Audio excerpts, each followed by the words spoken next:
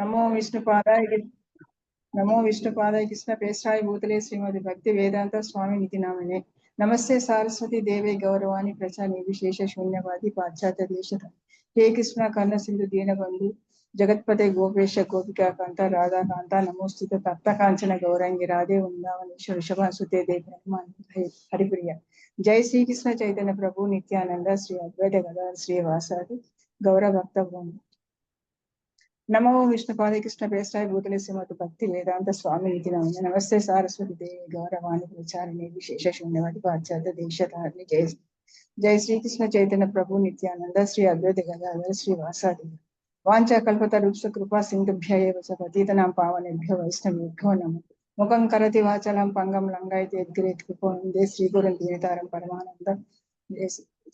परमानंद माधव श्री चैतन्य ईश्वर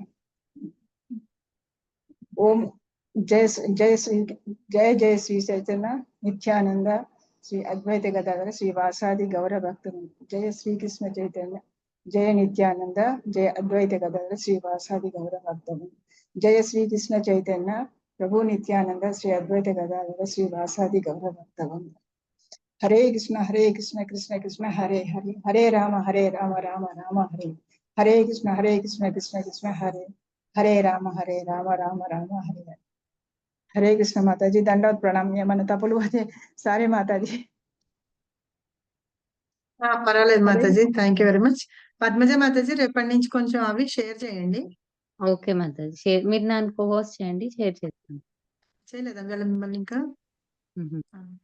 హరే కృష్ణ మాతాజీ, దండవత్ ప్రణామం. ధన్యవాద్ మాతాజీ. హరే కృష్ణ మాతాజీ. హరే కృష్ణ మాతాజీ.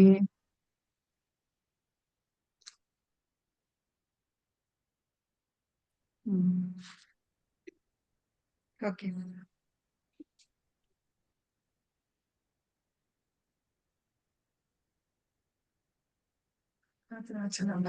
అయితే ఇది యత్కృపాతమహం వందే శ్రీ గురుం ధనతారణం పరమానంద మాధవం శ్రీ చైతన్య. మనం నిన్న చెప్పుకున్నట్టుగా థర్డ్ చాప్టర్ గురించి మనము సమ్మరీ చెప్పమని అన్నారు కదా, సో సమ్మరీ చెప్తాను. అయితే నేను ఈ సమ్మరీకి నాకు కరెక్ట్ గా అనిపించింది గౌరంగ దర్శనం ప్రభు భగవద్గీత బుక్ ఒకటి ఉందన్నమాట. ఆయన రాశారు గీతా సుబోధిని అని. సో దానిలోంచి మనం చెప్పుకున్నాం. ఇప్పటివరకు భగవద్గీత బుక్ లో మనం ప్రభుపాద రాసిన బుక్ లో చెప్పుకున్నాం. దాన్ని నేను మొత్తం అన్ని చాప్టర్స్ కి ఒకటే బుక్ అన్నమాట ఇందులో ఇచ్చారు. కనిపిస్తుందా మీకు? లేదు మాతాజీ, వీడియో కనిపిస్తలేదు మాతాజీ, మీ వీడియో కనిపిస్తలేదు. రాత్రి మాతాజీ మీది మీరు కనపడట్లేదు.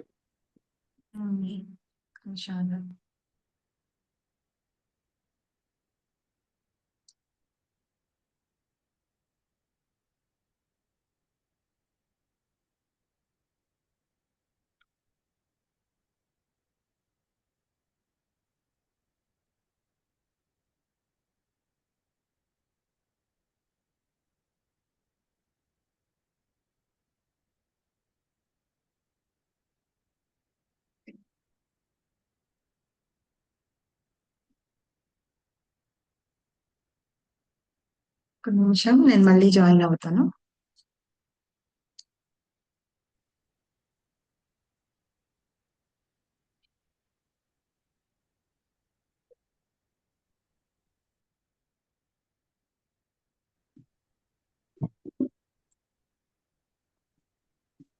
నమస్తే మేడం.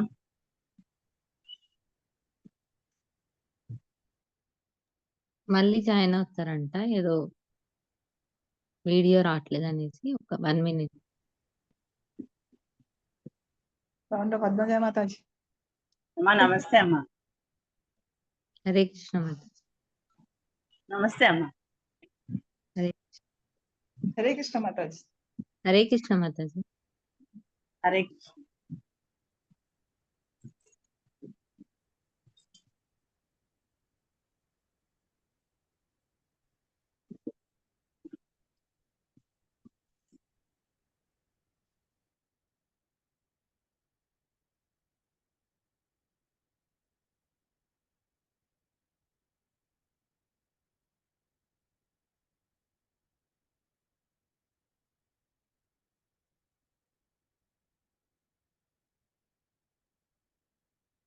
ఇప్పుడు కనిపిస్తున్నానా?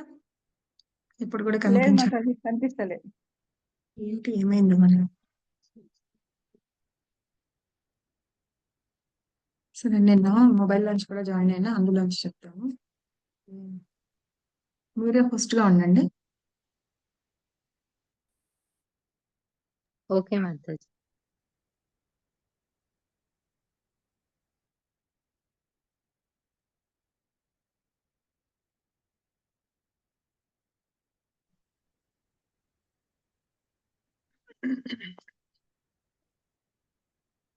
సో హరే కృష్ణ. హరే కృష్ణ, హరే కృష్ణ, హరే కృష్ణ.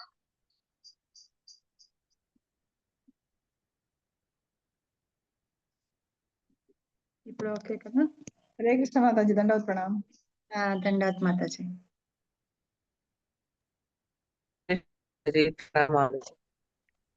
ఆ, హరే కృష్ణ మాతాజీ.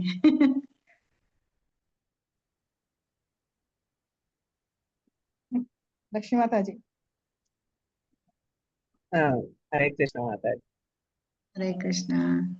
లక్ష్మీ మాతాజీ బాగున్నారా? బాగున్నాను మాతాజీ. హరే కృష్ణ. మీరు ఎలా ఉన్నారు? బాగున్నారా? బాగున్నా మాతాజీ. మనం ఇందులోంచి చెప్పుకుందాము బుక్. ఇది గౌరంగ దర్శన్ ప్రభు book. Okay, Gita సుబోధిని.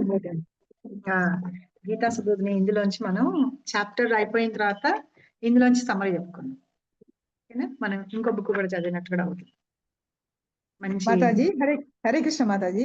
Bhagavatam book కూడా ఉంది మాతాజీ, గౌరంగ అవును. దర్శనం. అది చదివాను మాతాజీ నేను, అచ్చా. భాగవతం. ఓకే, ఒక్కొక్క క్యాంటోకి అట్లా ఉన్నాయి. ఫస్ట్ 2 క్యాంటోకి ఒక బుక్, 3rd క్యాంటోకి ఒక బుక్ నా దగ్గర ఉన్నాయి. నేను చదువుతున్నాను, వాటికి కూడా అవి కూడా చదువుతాను. సో నాకు అనిపించింది, సరే ఇందులోంచి కూడా చెప్దాం, మీకు ఇంకో బుక్ కూడా పరిచయం చేసినట్టు అవుతుంది. ఈజీగా మీరు కూడా ఇందులో ఏమన్నా డౌట్స్ ఉన్నా వెతుక్కోగలుగుతారు, చదువుకోగలుగుతారు కదా అని నాకు డౌట్ అనిపించి ఇప్పుడే తీసుకొచ్చా బుక్ ఇక్కడి నుంచి, లాల్బార్ నుంచి. Thank you Mataji. So 3rd chapter లో, అంటే లాస్ట్ చాప్టర్ లో ఏం చెప్పుకున్నాం మనం? సాంఖ్యయోగం గురించి చెప్పారు కృష్ణ అర్జునుడికి. తర్వాత కర్మకాండ గురించి, బుద్ధి యోగం, వీటన్నిటి గురించి చెబుతూ వాటన్నిటిని ఏంటంటే కొంచెం కొంచెం టచ్ చేశారనమాట. టచ్ చేసి చెప్పారు. అయితే ఇక్కడ ఈ అధ్యాయంలో ఏంటంటే కర్మయోగం గురించి చెప్తున్నారు.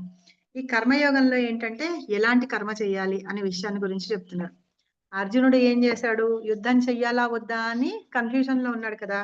అందుకని నువ్వు నీ అంటే నీ కర్మ అనేది నువ్వు చేయాలంటే నువ్వు చేయవలసిన డ్యూటీ ఏదైతే ఉందో ఆ డ్యూటీ చేయమని చెప్పేసి కృష్ణ అర్జునుడికి చెప్తున్నారనమాట. అయితే కర్మ అనే పదానికి అర్థం ఇచ్చారు ఇక్కడ, అంటే చర్య అన్నమాట. ఒక చర్య అంటే మనం ఏదైనా సరే చేస్తాం కదా, ఒక పని గాని ఒక ఏదైనా చేస్తుంటే దాన్ని చర్య అంటాము. మనం చేసే ప్రతి చర్య వలన దానికి ఒక ప్రతిచర్య ఉంటుంది. సో అది అర్థం అన్నమాట కర్మ అంటే. అయితే కొన్నిసార్లు ఏమనుకుంటాము మనము, కరెక్ట్ గా మనకి కావాల్సిన ఫలితం రావాలి అనుకుంటాం అన్నమాట. కానీ ప్రతి చర్యకి ఏంటంటే అది మంచిదైనా కానివ్వండి, చెడు అయినా కానివ్వండి, దానికి ఒక ఫలితం అనేది ఉంటుంది. దాన్ని కామ్య కర్మ అని కూడా అంటారట. అయితే ఈ కృష్ణుడు ఏంటంటే దీనిలో ఇది చెప్తూ నిష్కామ కర్మ చెయ్యండి అంటే మనం ఎలాంటిది ఆశించకుండా, నిష్కామం అంటే నిష్ అంటే లేదు అని, కామం అంటే కోరిక లేకుండా, మనం దానికి ఏదన్నా చేస్తూ ఉన్నామంటే పని ఇన్ రిటర్న్ ఏది ఆశించకుండా చెయ్యాలి అని చెప్పేసి చెప్తున్నారు.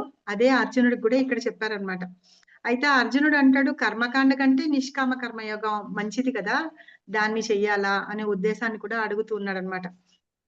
అయితే అర్జునుడికి యొక్క సందిగ్ధం అంటే ఆ కన్ఫ్యూజన్ ని తొలగించడానికి కృష్ణుడు ఇక్కడ ఈ కర్మయోగం గురించి చెప్తూ ఉన్నారనమాట. అయితే ఇక్కడ చెప్తూ ఏం చెప్పారంటే కొన్ని చోట్ల అర్జునుడు కృష్ణుడిని జనార్దన అని, కేశవ అని, తర్వాత మధుసూదన అని అలా పేర్లు పెట్టి పిలుస్తూ ఉన్నాడు కదా. మనకి కొన్నిటికి మాత్రమే సమాధానం తెలుసు. అంటే మధుసూదన అంటే మధు అనే రాక్షసుడిని చంపారు అని, గోవింద అంటే గోవులకు ఆనందాన్ని కలిగించేవాడు అని, తర్వాత మనకి ఇంద్రియాలకి ఆనందం కలిగించేవారని హృషికేశుడు అని అలాగా మాట్లాడుతూ ఉంటారు అనమాట. అయితే ఇక్కడ జనార్దన అని పిలిచారు. జనార్దన అంటే ఏంటంటే అంతిమమైన ప్రయోజనం ఉంటుంది చూసారా, అది కోరేవాడు. అది కోరుకున్న వాళ్ళకి ఆశ్రయం ఇచ్చేవాడు అని జనార్దన. ఇంకొకటి ఏంటంటే జనాలందరినీ ఉద్ధరించేవాడు కూడా జనార్దన అని చెప్తారనమాట. ఇంకొకసారి ఏమో కేశవ అని పిలిచారు. కేశవ అంటే ఏంటి అర్థం అంటే బ్రహ్మ. బ్రహ్మ అంటే కా అని, ఈశ అంటే శివుడు అని. వాళ్ళిద్దరికీ మూలం కా ఈశ, కేశవ. సో కా అంటే బ్రహ్మ అని, శవ అంటే ఈశ అంటే శివుడు అని, కేశవ అని చెప్తున్నారు. అయితే వీళ్ళిద్దరికీ కూడా మూల కారణం భగవంతుడే అన్నమాట. బ్రహ్మదేవుడు రావడానికి కారణం భగవంతుడే. ఆయన నాభికమలం నుంచి వచ్చాడు. తర్వాత బ్రహ్మదేవుడు ఎక్కడ బ్రుకుటి నుంచి ఆయనకి కోపం వచ్చినప్పుడు శివుడు వచ్చాడు అనమాట. సో వీళ్ళిద్దరూ రావడానికి కూడా కారణం భగవంతుడే అని, వాళ్ళిద్దరిని నియంత్రించేది కూడా స్వయంగా కృష్ణ భగవానుడే అన్నమాట. అందుకని బ్రహ్మని ఈశ్వరుడిని అంటే శివుడిని ఇద్దరిని నియంత్రిస్తూ ఉంటాడు కాబట్టి ఆయన్ని కేశవ అని అంటారట. సో అది కేశవ అనే నామానికి అర్థం అని చెప్తున్నారు. మళ్ళీ వీళ్ళిద్దరు ఏం చేస్తారు, భగవంతుడు చెప్పిన ఆదేశాలన్నీ కంపల్సరీగా పాటిస్తూ ఉంటారన్నమాట. నువ్వు సృష్టి చెయ్యి అని చెప్పారు కదా, బ్రహ్మదేవుడికి సృష్టి చేస్తున్నారు. శివుడికి ఏం చెప్పారు, లయం చేయమని చెప్పారనమాట. అంటే ప్రళయం తీసుకొచ్చి ముంచేయమని చెప్పారు. అది శివుడు పర్ఫెక్ట్ గా చేస్తారనమాట. వాళ్ళ ఆ భగవంతుడి యొక్క ఆజ్ఞలని కరెక్ట్ గా అనుసరిస్తూ ఉన్నారనమాట వీళ్ళిద్దరూ కూడా. అంటే అతిక్రమించకుండా ఉన్నారు అని చెప్పేసి చెప్తున్నారు. అలాగా కృష్ణుడు అందరికీ ఏంటంటే ఎంత శ్రేయోదాయకమైనది ఉంటుందో దాని గురించే చెప్తారు. కాబట్టి అర్జునుడు ఏం చెప్తున్నాడు, కేశవ అని పిలిచి నాకు ఏది శ్రేయోదాయకమైందో అది చెప్పు అని చెప్పి అర్జునుడు అడుగుతున్నాడు అనమాట. అక్కడ కేశవ అని పిలుస్తారట. ఆ పేరుకి మీనింగ్ ఇది అని చెప్పి.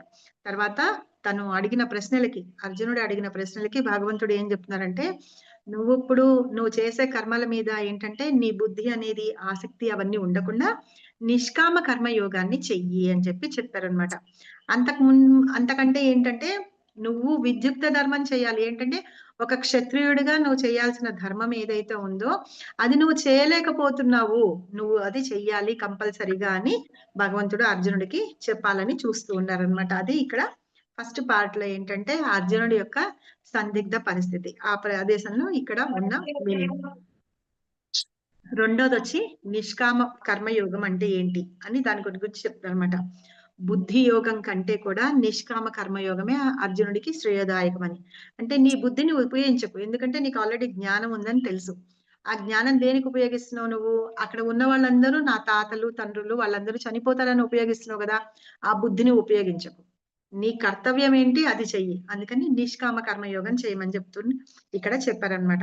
అలాగే చెప్తూ మానవులు రెండు రకాలు ఉంటారని, జ్ఞానయోగాన్ని అభ్యసించే వాళ్ళు ఉంటారు, కర్మయోగాన్ని అభ్యసించే వాళ్ళు ఉంటారు అని చెప్తూ వాళ్ళల్లో కూడా ఎవరంటే అంతిమ లక్ష్యాన్ని అంటే ఒక నిచ్చెన మీద 2 స్టెప్స్ ఉంటాయి కదా అలాంటివి అని, కానీ ఎవరు ఎక్కుతారు అనే దాని గురించి కూడా ఇంకా చెబుతూ దీని వివరణ ఇంకా 5th చాప్టర్ లో చెప్తారు అని చెప్తున్నారు. కాబట్టి భౌతిక జనాల హృదయాలందరినీ శుద్ధిపరచడానికి భగవంతుడు మనకి ఏంటంటే కొన్ని విద్యుక్త ధర్మాలు పెట్టారు.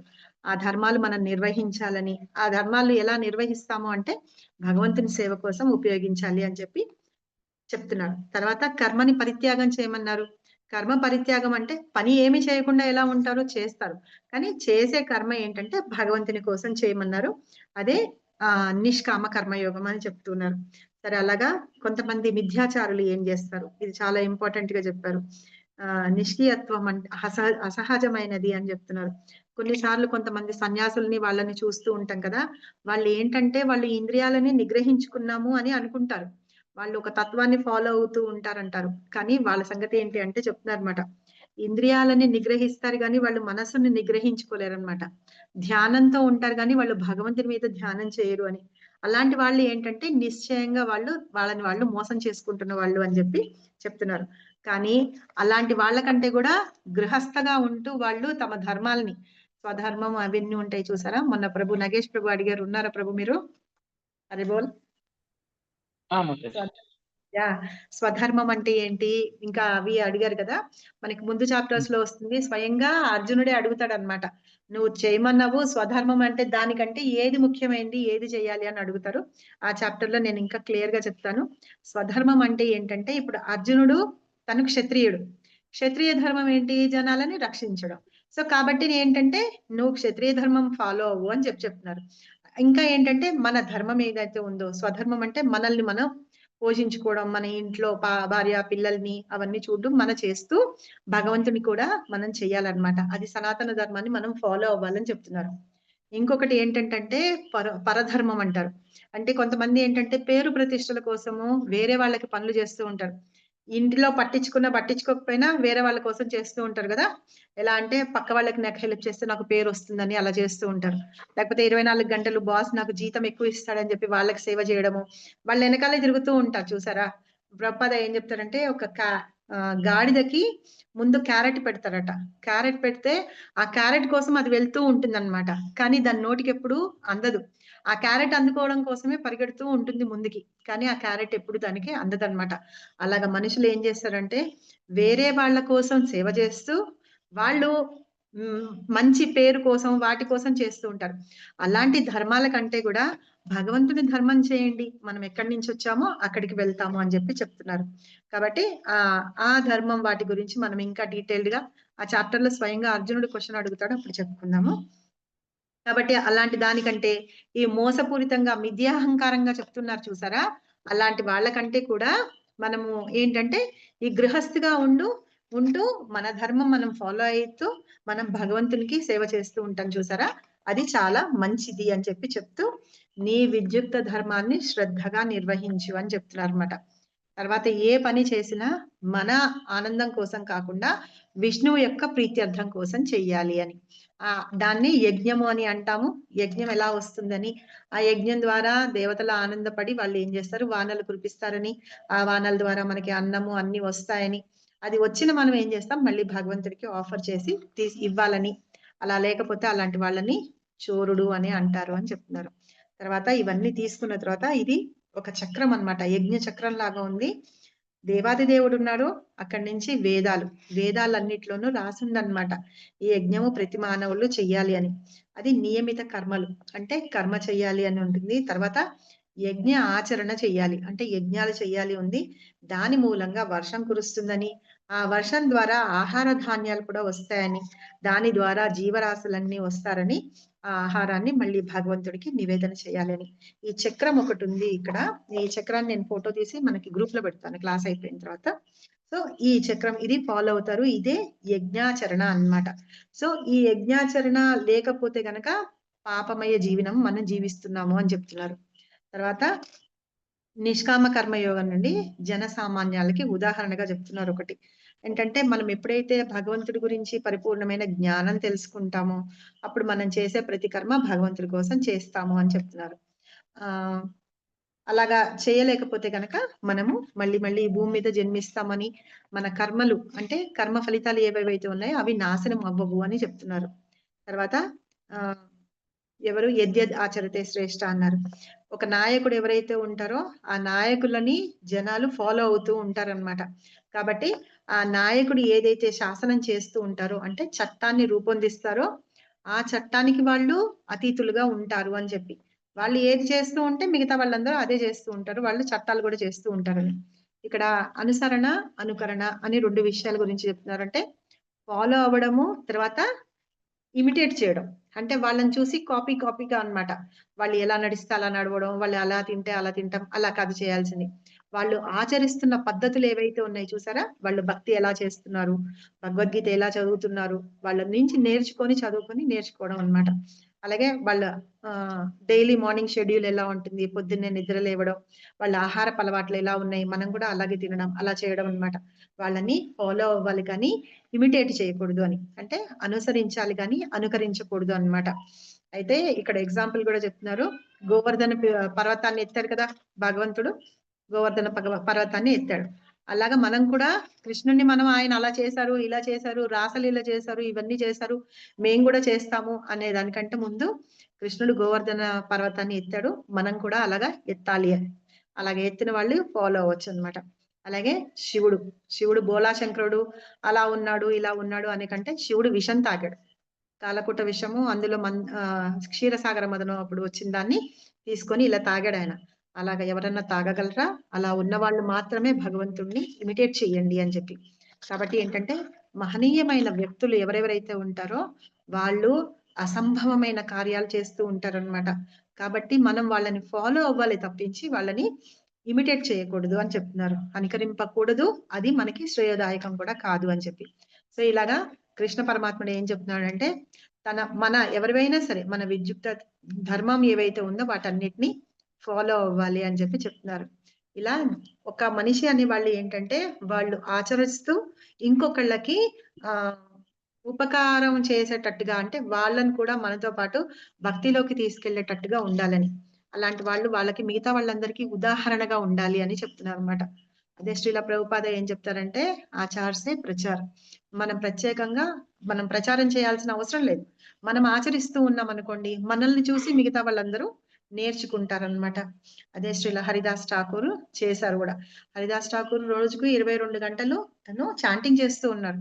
అయితే ఆయన ఎలా చేస్తున్నారో చూసి ఒక ప్రాస్టిట్యూట్ అయిన ఒక ఆవిడ వచ్చి కూర్చొని తన కోరిక తీర్చమని అడిగితే కూడా కూర్చో నువ్వు, నేను నా జపం చేసుకొని ఫినిష్ చేసుకొని వస్తాను అని చెప్పి చెప్తారు. చెప్పిన తర్వాత ఆ అమ్మాయి అలాగే కూర్చుంటుంది. 3వ రోజుకి ఆయన పెద్దగా చాంటింగ్ చేస్తూ ఉంటారు కదా, దాంతో ఆవిడ మనసు మారిపోయి మామూలుగా అంటే తను కూడా భక్తురాలు అయిపోతుంది అనమాట. అలాగా గొప్ప గొప్ప శ్రేష్ఠులైన వాళ్ళు ఎవరెవరైతే ఉంటారో వాళ్ళని అనుకరించకూడదు, అనుసరించాలి అని. సో వాళ్ళని చూసే మనం నేర్చుకొని చేయాలి అని చెప్తున్నారు. ఇది మనం ఇక్కడ చెప్పుకున్నది. తర్వాత ఉన్నతమైన వాటి కోసం, అంటే భక్తి అత్యున్నతమైనది, అపవిత్రమైనది కాదు, అది చాలా పవిత్రమైనది అని చెప్పి చెప్తూ చాలా శక్తివంతమైనది అని కూడా చెప్తున్నారు. కాబట్టి ఏంటంటే మనం భక్తి అనేది చేస్తే మన హృదయంలో ఉన్న కల్మషాలన్నీ పోతాయి. అప్పుడు భక్తి యందు విశ్వాసము అవన్నీ ఏర్పడి మనం భక్తి చేయగలుగుతాము అని చెప్తున్నారు. ఇంకా మూర్ఖులు ఏం చేస్తారటంటే కర్మలకన్నిటికీ వాళ్ళే కర్తలుగా భావిస్తారట. వాళ్ళు చేసే వాటన్నిటికీ ఇప్పుడు నేను ఏదైనా చేశాను అంటే నేనే గొప్ప, నేనే అంటే నన్ను మించిన వాళ్ళు లేరు, నేను తప్ప ఇంకెవరూ చేయలేరు అని అనుకుంటారు. చూసారా, అది చాలా మూర్ఖత్వము అని చెప్తున్నారు అనమాట. జ్ఞానం ఉన్న వాళ్ళు ఏం చేస్తారంటే వాళ్ళు చేసే కర్మలకి, వాళ్ళు చేసే వాటన్నిటికీ కర్త నేను కాదు, భగవంతుడే. ఈ ఇంద్రియాలన్నిటిని నేను అదుపులో ఉంచుకొని నా ఆనందం కోసం కాదు, భగవంతుని ఆనందం కోసం నేను చెయ్యాలి అని చెప్పి అనుకుంటారట జ్ఞానులు. సో ఈ వాస్తవాన్ని అందరూ తెలుసుకోవాలి అని ఆ కర్మయోగము నిజంగా చెప్పాలంటే భక్తి యోగమే అని. ఎందుకంటే మనం చేసే ప్రతి కర్మ భగవంతుని కోసం చేస్తాం కాబట్టి అది భక్తి యోగమే అని చెప్పి చెప్తున్నారు ప్రభు. అయితే మనం చేయకపోవడానికి మెయిన్ కారణాలు ఏంటంటే రాగము, ద్వేషము, అంటే అటాచ్మెంట్ ఒకటి, ఇంకొకళ్ళని చూస్తే ఓర్వలేనితనం ఉంటుంది చూసారా, అదనమాట. ఆ రెండిటి మూలంగా మనము చేయలేకపోతున్నాము అని చెప్పి చెప్తున్నారు. అలా ఎందుకు వస్తుందిట అంటే భౌతిక ప్రకృతిలో ఉన్న ఈ త్రిగుణాల మూలంగా మన మానసిక స్థితి అలాగా తయారవుతూ ఉంటుంది. అలాగా మనం వాటిని కంట్రోల్లో పెట్టుకోవాలి అంటే మన మనసుని కంట్రోల్లో పెట్టుకోవాలి. కంట్రోల్లో పెట్టుకొని మనం మన మనసుని, ధ్యాసని, ఇంద్రియాలని అన్నిటినీ భగవంతుని మీద లగ్నం చేస్తే గనక మనం వీటి నుండి బయటపడగలుగుతాము. ఈ శత్రువుల నుంచి మనం బయటపడగలుగుతాం. ఏమున్నాయి, కామము, క్రోధము అవన్నీ ఉన్నాయి చూస్తా, అవన్నీ. సో ఒక కోరిక తీరలేదనుకోండి, కామయేష క్రోధయేష అని చెప్తున్నారు కదా. సో అలా ఒకదాని తర్వాత ఒకటి వచ్చి మనం పతనం అవుతాం. కాబట్టి వాటిని జయించాలి. వాటిని ఎలా జయించాలి అంటే మనకి ఇంద్రియ నిగ్రహం ఉండాలి. ఆ ఇంద్రియ నిగ్రహం ఉండాలి అంటే మనం చేసే ప్రతి కర్మ భగవంతుని సేవ కోసం చెయ్యాలి, ఫలితం ఆశించకుండా చెయ్యాలి అన్నమాట. అదే మెయిన్ ఇంపార్టెంట్. కాబట్టి అన్నిటికంటే మెయిన్ ఇంపార్టెంట్ ఏంటంటే మనస్సు.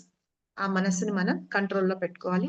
దాని కంట్రోల్లో పెట్టుకుంటే గనక ఇంద్రియాలన్నీ మన కంట్రోల్లో ఉంటాయి అని చెప్తున్నారు అనమాట. అప్పుడు మనం మన మనస్సుని, కాబట్టి ఆ మనస్సుని తీసుకెళ్ళి ఎక్కడ లగ్నం చేయాలి, కృష్ణ భగవానుడి ముందు లగ్నం చేయాలి. ఆయన పాదాల దగ్గర లగ్నం చేస్తే గనక మనస్సు లగ్నం చేస్తే బుద్ధి వికసిస్తుంది. ఆ బుద్ధి వికసించినప్పుడు అహంకారం అనేది తగ్గుతుంది మనిషికి. అంటే నేను, నాది, నేనే చేశాను అవన్నీ ఉంటాయి కదా, ఆ అహంకారం తగ్గుతుంది. అది తగ్గినప్పుడు మన ఇంద్రియాలన్నీ కంట్రోల్లో ఉంటాయి అన్నమాట. ఈ రకంగా మనము కామము అనే శత్రువుని జయించగలుగుతాము అని 3rd చాప్టర్ లో ఇది సమ్మరీ మొత్తం. ఓకేనా, అర్థమైందా? కృష్ణ కృష్ణ హరే హరే హరే రామ హరే రామ రామ హరే హరే. ఓకే, హరే కృష్ణ. ఇప్పుడు ఓకేనా? థర్డ్ చాప్టర్ మనకి మాతాజీ ఎవరు రాశారు ఆ పుస్తకం? గౌరంగ దర్శన్ ప్రభు అని గీతా సుబ్బులు. ఓకే మాతాజీ. హరే కృష్ణ గీతా మాతాజీ. హరే కృష్ణ మాతాజీ చెప్పండి. చెప్పండి మాతాజీ. అది ఊరినే చెప్తాలే మాతాజీ. హరే కృష్ణ అమ్మ. చెప్పండి మాతాజీ ఏంటి?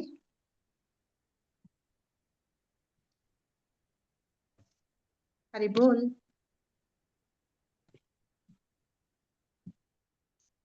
నాకు వినిపించట్లేదు.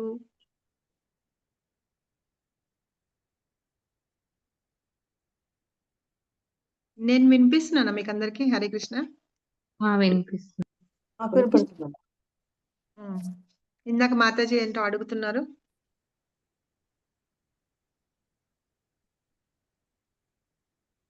ఏమైనా డౌట్ ఉందా మాతాజీ ఇప్పుడు వరకు చెప్పిన దాంట్లో? ఇంకేమైనా డౌట్ లేకపోతే మనము 4th చాప్టర్ స్టార్ట్ చేసేసుకుందాము. ఏం లేదు మాతాజీ, ఏం డౌట్ లేదు. డౌట్ లేదా? ఇప్పుడు వరకు అర్థమైంది కదా చెప్పిందంతా? అర్థమైంది మాతాజీ. ఓకే. సో మనం ఇప్పుడు కర్మయోగం చదువుకున్నాం. 4th చాప్టర్ ఏంటి? దివ్య జ్ఞానం. దివ్య జ్ఞానం. దివ్య జ్ఞానం. దివ్య జ్ఞానం దాని గురించి ఏం చెప్తున్నారు, ఏ జ్ఞానం గురించి చెప్తున్నారు చూద్దాం ఒకసారి. నేను షేర్ చేస్తాను ఇది ఇందులోనే.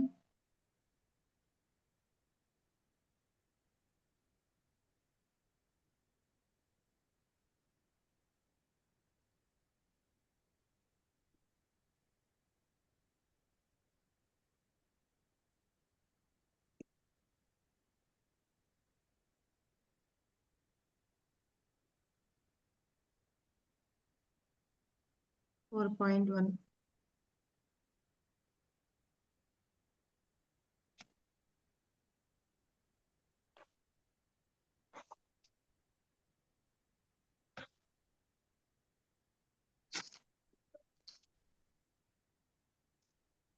మీకు నేను పెడుతున్న మల్టిపుల్ చాయిస్ క్వశ్చన్స్ ఏమైనా బెనిఫిట్ గా అనిపిస్తున్నాయా? ఓకే, సరే. ఈ 4వ అధ్యాయం దివ్య జ్ఞానం గురించి చదువుకుంటున్నాము. ఆ జ్ఞానం ఏంటి, ఆ దివ్య జ్ఞానం ఏంటి, అర్జునుడికి ఏం చెప్పారు కృష్ణ అని చెప్పేసి మనం చదువుకుందాం. ఫస్ట్ శ్లోక కనిపిస్తుంది కదా మీకు అందరికి? శ్రీ భగవానువాచ ఇమం వివస్వతే ప్రోక్తవానాహమవ్యయం వివస్వాన్మనవే ప్రాహ మనుర్విక్ష్వాకవే బ్రవీత్. చదవండి ఎవరైనా.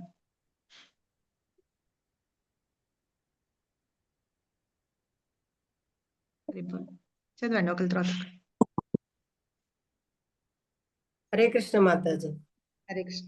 శ్రీ భగవానువాచ ఇమం వివస్వతే యోగం ప్రోక్తవానహమవ్యయం వివస్వాన్మనవే ప్రాహ మనుర్విక్ష్వాకవే బ్రవీత్. హరే కృష్ణ. హరే కృష్ణ మాతాజీ. శ్రీ భగవానువాచ ఇమం వివస్వతే యోగం ప్రోక్తవానహమవ్యయం వివస్వాన్ మనవే ప్రాహ మనురిక్ష్వాకవే బ్రవీత్. హరే కృష్ణ. హరే కృష్ణ. చదవండి మాతాజీ. హరే కృష్ణ మాతాజీ. శ్రీ భగవానువాచ ఇమం వివస్వతే యోగం ప్రోక్తవానహమవ్యయం వివస్వాన్మన్వనే ప్రాహ మనురీక్షాకవే అబ్రవీత్. మేడం నమస్తే, నేను చెప్తానండి.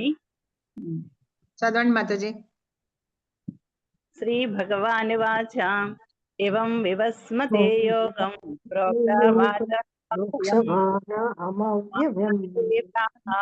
మనురీక్షాక్షవే బ్రవీత్.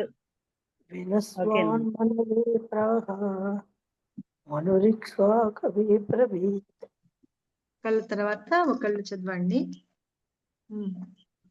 హరే కృష్ణ మాతాజీ. హరే కృష్ణ. చదవండి మాతాజీ. శ్రీ భగవానువాచ ఇమం వివస్వతే యోగం ప్రోక్తవానహమవ్యయం వివస్వాన్మనవే ప్రాహ మనురిక్ష్వాకవే బ్రవీత్. హరే కృష్ణ మాతాజీ. హరే కృష్ణ. ఇంకా చదవాలి. చదవండి చదవండి మాతాజీ. శ్రీ భగవానువాచ ఇవం వివస్వతే యోగం ప్రోక్తావానప్యమవ్యయం వివస్వాన్మవే ప్రాహ మనురిక్ష్వాకవే బ్రవీత్. అనువాదం చదవచ్చా మాట్లాడి? ఇంకెవరైనా చదువుతారా శ్లోకం? చదవండి మాతాజీ. దేవాది దేవుడైన శ్రీకృష్ణ భగవానుడు పలికెను, నాశనము లేని ఈ యోగ శాస్త్రమును నేను వివస్వనుకు అంటే సూర్యదేవునకు ఉపదేశించితిని. వివస్వనుడు దానిని మానవ జాతి పితయైన మానవులకు ఉపదేశించాడు. మానవులు తిరిగి దానిని ఇక్ష్వాకు రాజునకు ఉపదేశించారు. హరే కృష్ణ మాతాజీ గారు.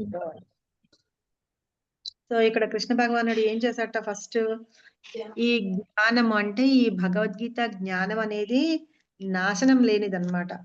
దాన్ని ఏం చేశారట? ఫస్ట్ వివస్వానుడికి ఉపదేశించారట. వివస్వానుడు అంటే సూర్య భగవానుడు అన్నమాట. ఆ వివస్వానుడు ఎవరికి చెప్పారంటే మానవ జాతికి పిత అయిన మనువుకి ఉపదేశించారని. ఆ మనువు తర్వాత ఇక్ష్వాక రాజు. ఇక్ష్వాక రాజు ఎవరు? ఏ వంశానికి చెందిన వాళ్ళు మనకు తెలుసు. ఆయన ఎవరు? రాముడు వంశం. శ్రీరాముడి వంశానికి ఇక్ష్వాకు వంశం. రాముడి వంశానికి చెందిన వాళ్ళు అన్నమాట. అంటే రాముడి వంశానికి చెందిన వాళ్ళు అంటే ఫస్ట్ రాముడనే కాదు, రాముడికి తండ్రి దశరథుడు, దశరథుడికి తండ్రి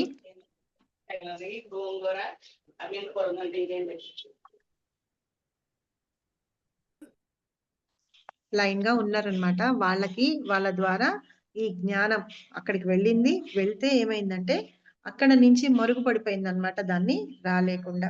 సో కాబట్టి ఏంటంటే ఈ జ్ఞానాన్ని ఇప్పుడు నీకు ఫస్ట్ చెప్పడం కాదు, ఆల్రెడీ నేను చెప్పి ఉన్నాను అని చెప్తున్నారు అనమాట. ఎవరి ద్వారా వచ్చింది, ఎవరెవరికి చెప్పాను అని చెప్తున్నారు.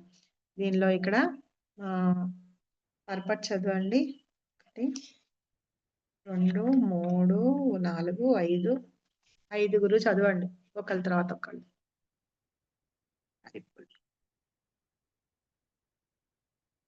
స్టార్ట్ చేయండి ఎవరన్నా. హరే కృష్ణ మాతాజీ. చదవనా నేను? చదవండి మాతాజీ, ఫస్ట్ పారాగ్రాఫ్. భాష్యము. సూర్యలోకము మొదలుకొని ఇతర అన్ని లోకములలోని రాజు అందరికి నీ ప్రాచీన కాలము నుండి భగవద్గీత ఉపదేశించబడినట్లు మనకిక్కడ భగవద్గీత చరిత్ర ద్వారా తెలియను. సమస్త లోకములకు చెందిన రాజులు తమ తమ లోకములలోని ప్రజలను రక్షించుట కొరకై ప్రత్యేకంగా నిర్దేశించబడిరి. కనుక నీ ప్రత్యేకించి రాజవంశీయులందరూ ప్రజలను చక్కగా పరిపాలించుటకు మరియు వారిని లౌకిక బంధములు కామబంధముల నుండి రక్షించుట కొరకై వారు తప్పక భగవద్గీత శాస్త్రమును పూర్తిగా అవగాహన చేసుకోవాలను. మానవ జన్మ అనేది దేవాది దేవుని నిత్య సంబంధముతో కూడిన ఆధ్యాత్మిక జ్ఞాన సాధన కొరకై ఉద్దేశించబడను. ఈ సందేశమును విద్య, సంస్కృతి, భక్తి ద్వారా జనులందరికీ తెలియజేయుట అన్ని దేశ పాలకుల బాధ్యత.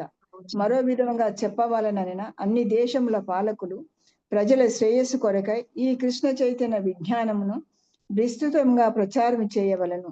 దానితో జనులందరూ ఈ గొప్ప శాస్త్రపు సహాయంతో లబ్ధి పొంది తమకు లభించిన మానవ జన్మను సద్వినియోగపరుచుకొనుచు జయప్రదమైన మార్గంలో పయనించగలుగుదురు. చదవనా మాతాజీ? ఈ మన్వంతరం. సరే, ఓకే, థ్యాంక్ యూ మాతాజీ. ఓకే, హరే కృష్ణ.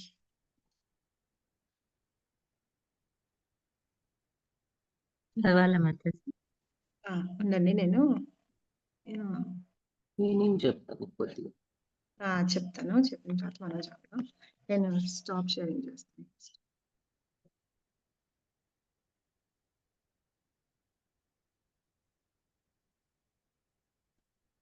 నేను ఇక్కడ జాయిన్ అయినా మాతాజీ. ఇక్కడ స్పాట్ లైట్ చేయండి కొంచెం ల్యాప్టాప్ లో.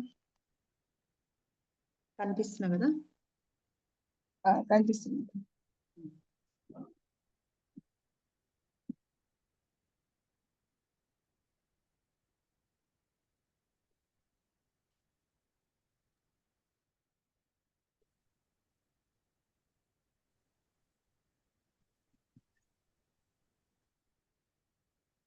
నమస్తే మేడం. చదవాలి. హరే కృష్ణ మాతాజీ. ఇక్కడ ఏం చెప్తున్నా అంటే కృష్ణ భగవానుడు చెప్తున్నాడు, సూర్యలోకం నుంచి మొదలుకొని ఎంతమంది రాజులు ఉన్నారు వాళ్ళందరికీ కూడా పూర్వకాలం నుండే భగవద్గీత అనేది చెప్పబడిందని. ఎలా చెప్పబడింది అంటే సూర్యవంశానికి చెందిన కదా రాముడు, సూర్యవంశానికి చెందినవాడు. సో ఒకసారిట ప్రతిసారి నువ్వు సూర్యవంశంలోనే నువ్వు ఉదయిస్తున్నావు అని చెప్పేసి చంద్రుడికి కోపం వచ్చిందట. భగవంతుడు ఎప్పుడు సూర్యవంశంలోనే వస్తున్నాడు అని చెప్పి, సరే సరే మళ్ళీ నేను నెక్స్ట్ తీసుకున్నప్పుడు నేను చంద్రవంశంలో వస్తానులే అని చెప్పి భగవంతుడు ఆయనకి చెప్పి కృష్ణావతారంలో అలా వచ్చారు అని చెప్తారనమాట. సో ఈ సూర్యలోకంలో అంటే అక్కడ ఉన్న వాళ్ళ దగ్గర నుంచి అందరికీ ఆ రాజులందరికీ కూడా భగవంతుడు ఎప్పుడో చెప్పారనమాట. భగవద్గీత గురించి ఆల్రెడీ చెప్పారు. దీని గురించి అందరికీ తెలుసు అనమాట. సమస్త లోకాల్లో ఉన్న రాజులందరినీ వాళ్ళని సంరక్షించడానికి వాళ్ళకి ఉద్దేశించబడింది భగవద్గీత అని కూడా చెప్తున్నారు. కాబట్టి ఏంటంటే ఈ రాజులందరూ కూడా వీటిని విని కరెక్ట్ గా వాటిని ఫాలో అయ్యి రాజ్యాన్ని అలా పరిపాలించాలి అని చెప్తున్నారు అనమాట. వాళ్ళకి ఏంటంటే లౌకిక సంబంధమైన కోరికలు గాని కామ సంబంధాలు ఏవైతే ఉంటాయో వాటన్నిటి నుంచి వీళ్ళు రక్షించబడతారు అని. ఎవరు అలా ఫాలో అయ్యి ఉన్నారు? మీకు ఎవరికైనా ఐడియా ఉందా? జనకుడు మాతాజీ.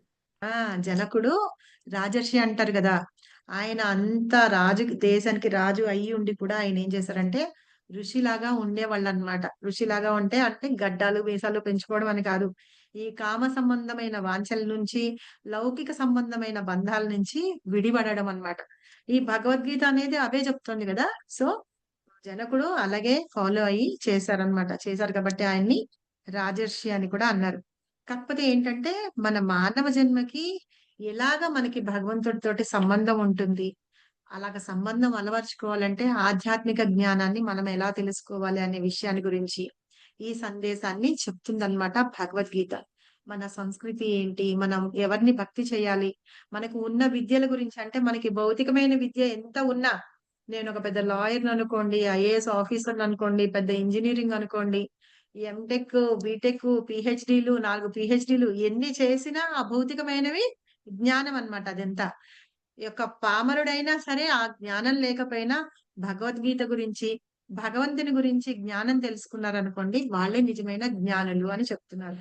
కాబట్టి అలాగా మనం తెలుసుకోవాలి. ఆ జ్ఞానం చాలా ఇంపార్టెంట్ అయినది అని చెప్పి చెప్తూ అది మనం పెంపొందించుకోవాలి అని.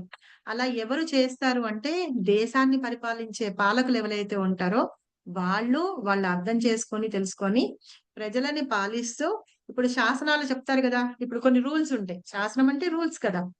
ఇప్పుడు మనం ట్రాఫిక్ రూల్స్ పాటిస్తాము. దేనికైనా సరే ఆధార్ కార్డు అటాచ్మెంట్ ఉండాలి. అలాంటివన్నీ ఏవేవైతే ఉంటాయో అవి కంపల్సరీగా మనం అందరం ఫాలో చేస్తాం. అలాగే ఒక దేశ రాజు ఏంటంటే ఆధ్యాత్మికంగా ఉంటూ మీరు ఇవన్నీ చెయ్యండి, భగవంతుడికి ఇట్లాగా చెయ్యాలి, ఇవన్నీ నేర్చుకోవాలి, చెయ్యాలి అని అంటే ప్రజలు కూడా అవి ఫాలో అవుతూ ఉంటారన్నమాట. కాబట్టి దేశ పాలకులైన వాళ్ళు రాజులు, ఇప్పుడు మనకి రాజులు లేరు, రాజరికాలు లేవు, కానీ ఎవరైతే మనల్ని దేశాన్ని పరిపాలిస్తూ ఉన్నారో వాళ్ళకు కూడా చాలా అవసరం అన్నమాట. అందుకనే కదా నరేంద్ర మోడీ అన్ని పాటిస్తూ అన్ని చేస్తూ మనకి కూడా ఆధ్యాత్మికత అంటే ఏంటి మనకి నేర్పిస్తూ చూపిస్తున్నారు అనమాట. సో అలాగా వాళ్ళు చేసేది ఏంటంటే ప్రజల యొక్క శ్రేయస్సు కొరకు వాళ్ళు చేస్తూ తన ప్రజల్ని కూడా అలాగా చేసి భగవంతుని ధ్యానము, ఆధ్యాత్మికత వైపు వాళ్ళని తీసుకెళ్తూ ఉంటారు అన్నమాట. సో అదే ఈ శాస్త్రం యొక్క గొప్పతనం, అంటే ఈ భగవద్గీత శాస్త్రం యొక్క గొప్పతనం అని. సో అలాగా చేయడం మూలంగా మానవులందరూ కూడా మంచి మార్గంలో నడుస్తారు. అప్పుడు ఆ దేశం కూడా సుభిక్షంగా ఉంటుంది అని చెప్పి చెప్తున్నారు అనమాట ఈ ఈ పారాగ్రాఫ్ లో. ఓకేనా? సో నెక్స్ట్ నేను షేర్ చేస్తాను. నేను చదవనా మాతాజీ? చదవండి, ఎవరైనా చదవండి. మీ దగ్గర బుక్ ఉంటే చదవండి, నేను షేర్ కూడా చేస్తాను. నేను చదువుతాను. Second paragraph. సెకండ్.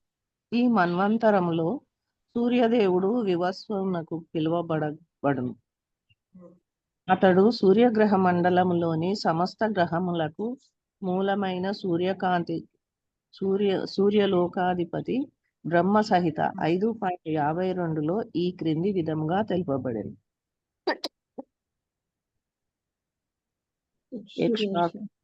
సవితం రాజా సమస్త రాజా సమస్త సురమూర్త మూర్తిరశేష తేజ యస్య అజ్ఞయా భ్రమతి సంహృత కాల చక్రో గోవిందమాది పురుషం తమహం భజామి.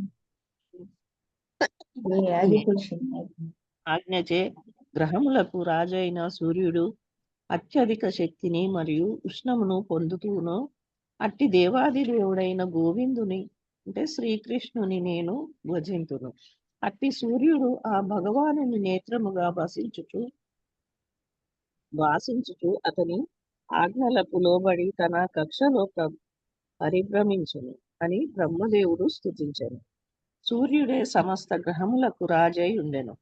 ప్రస్తుతము వివస్వానుడు పేరు గల సూర్యదేవుడు ఇతర అన్ని గ్రహములకు ఉష్ణమును మరియు వెలుగును సమకూరుస్తూ వాటిని నియంత్రించేడి సూర్యమండలమును పరిపాలిస్తుండును.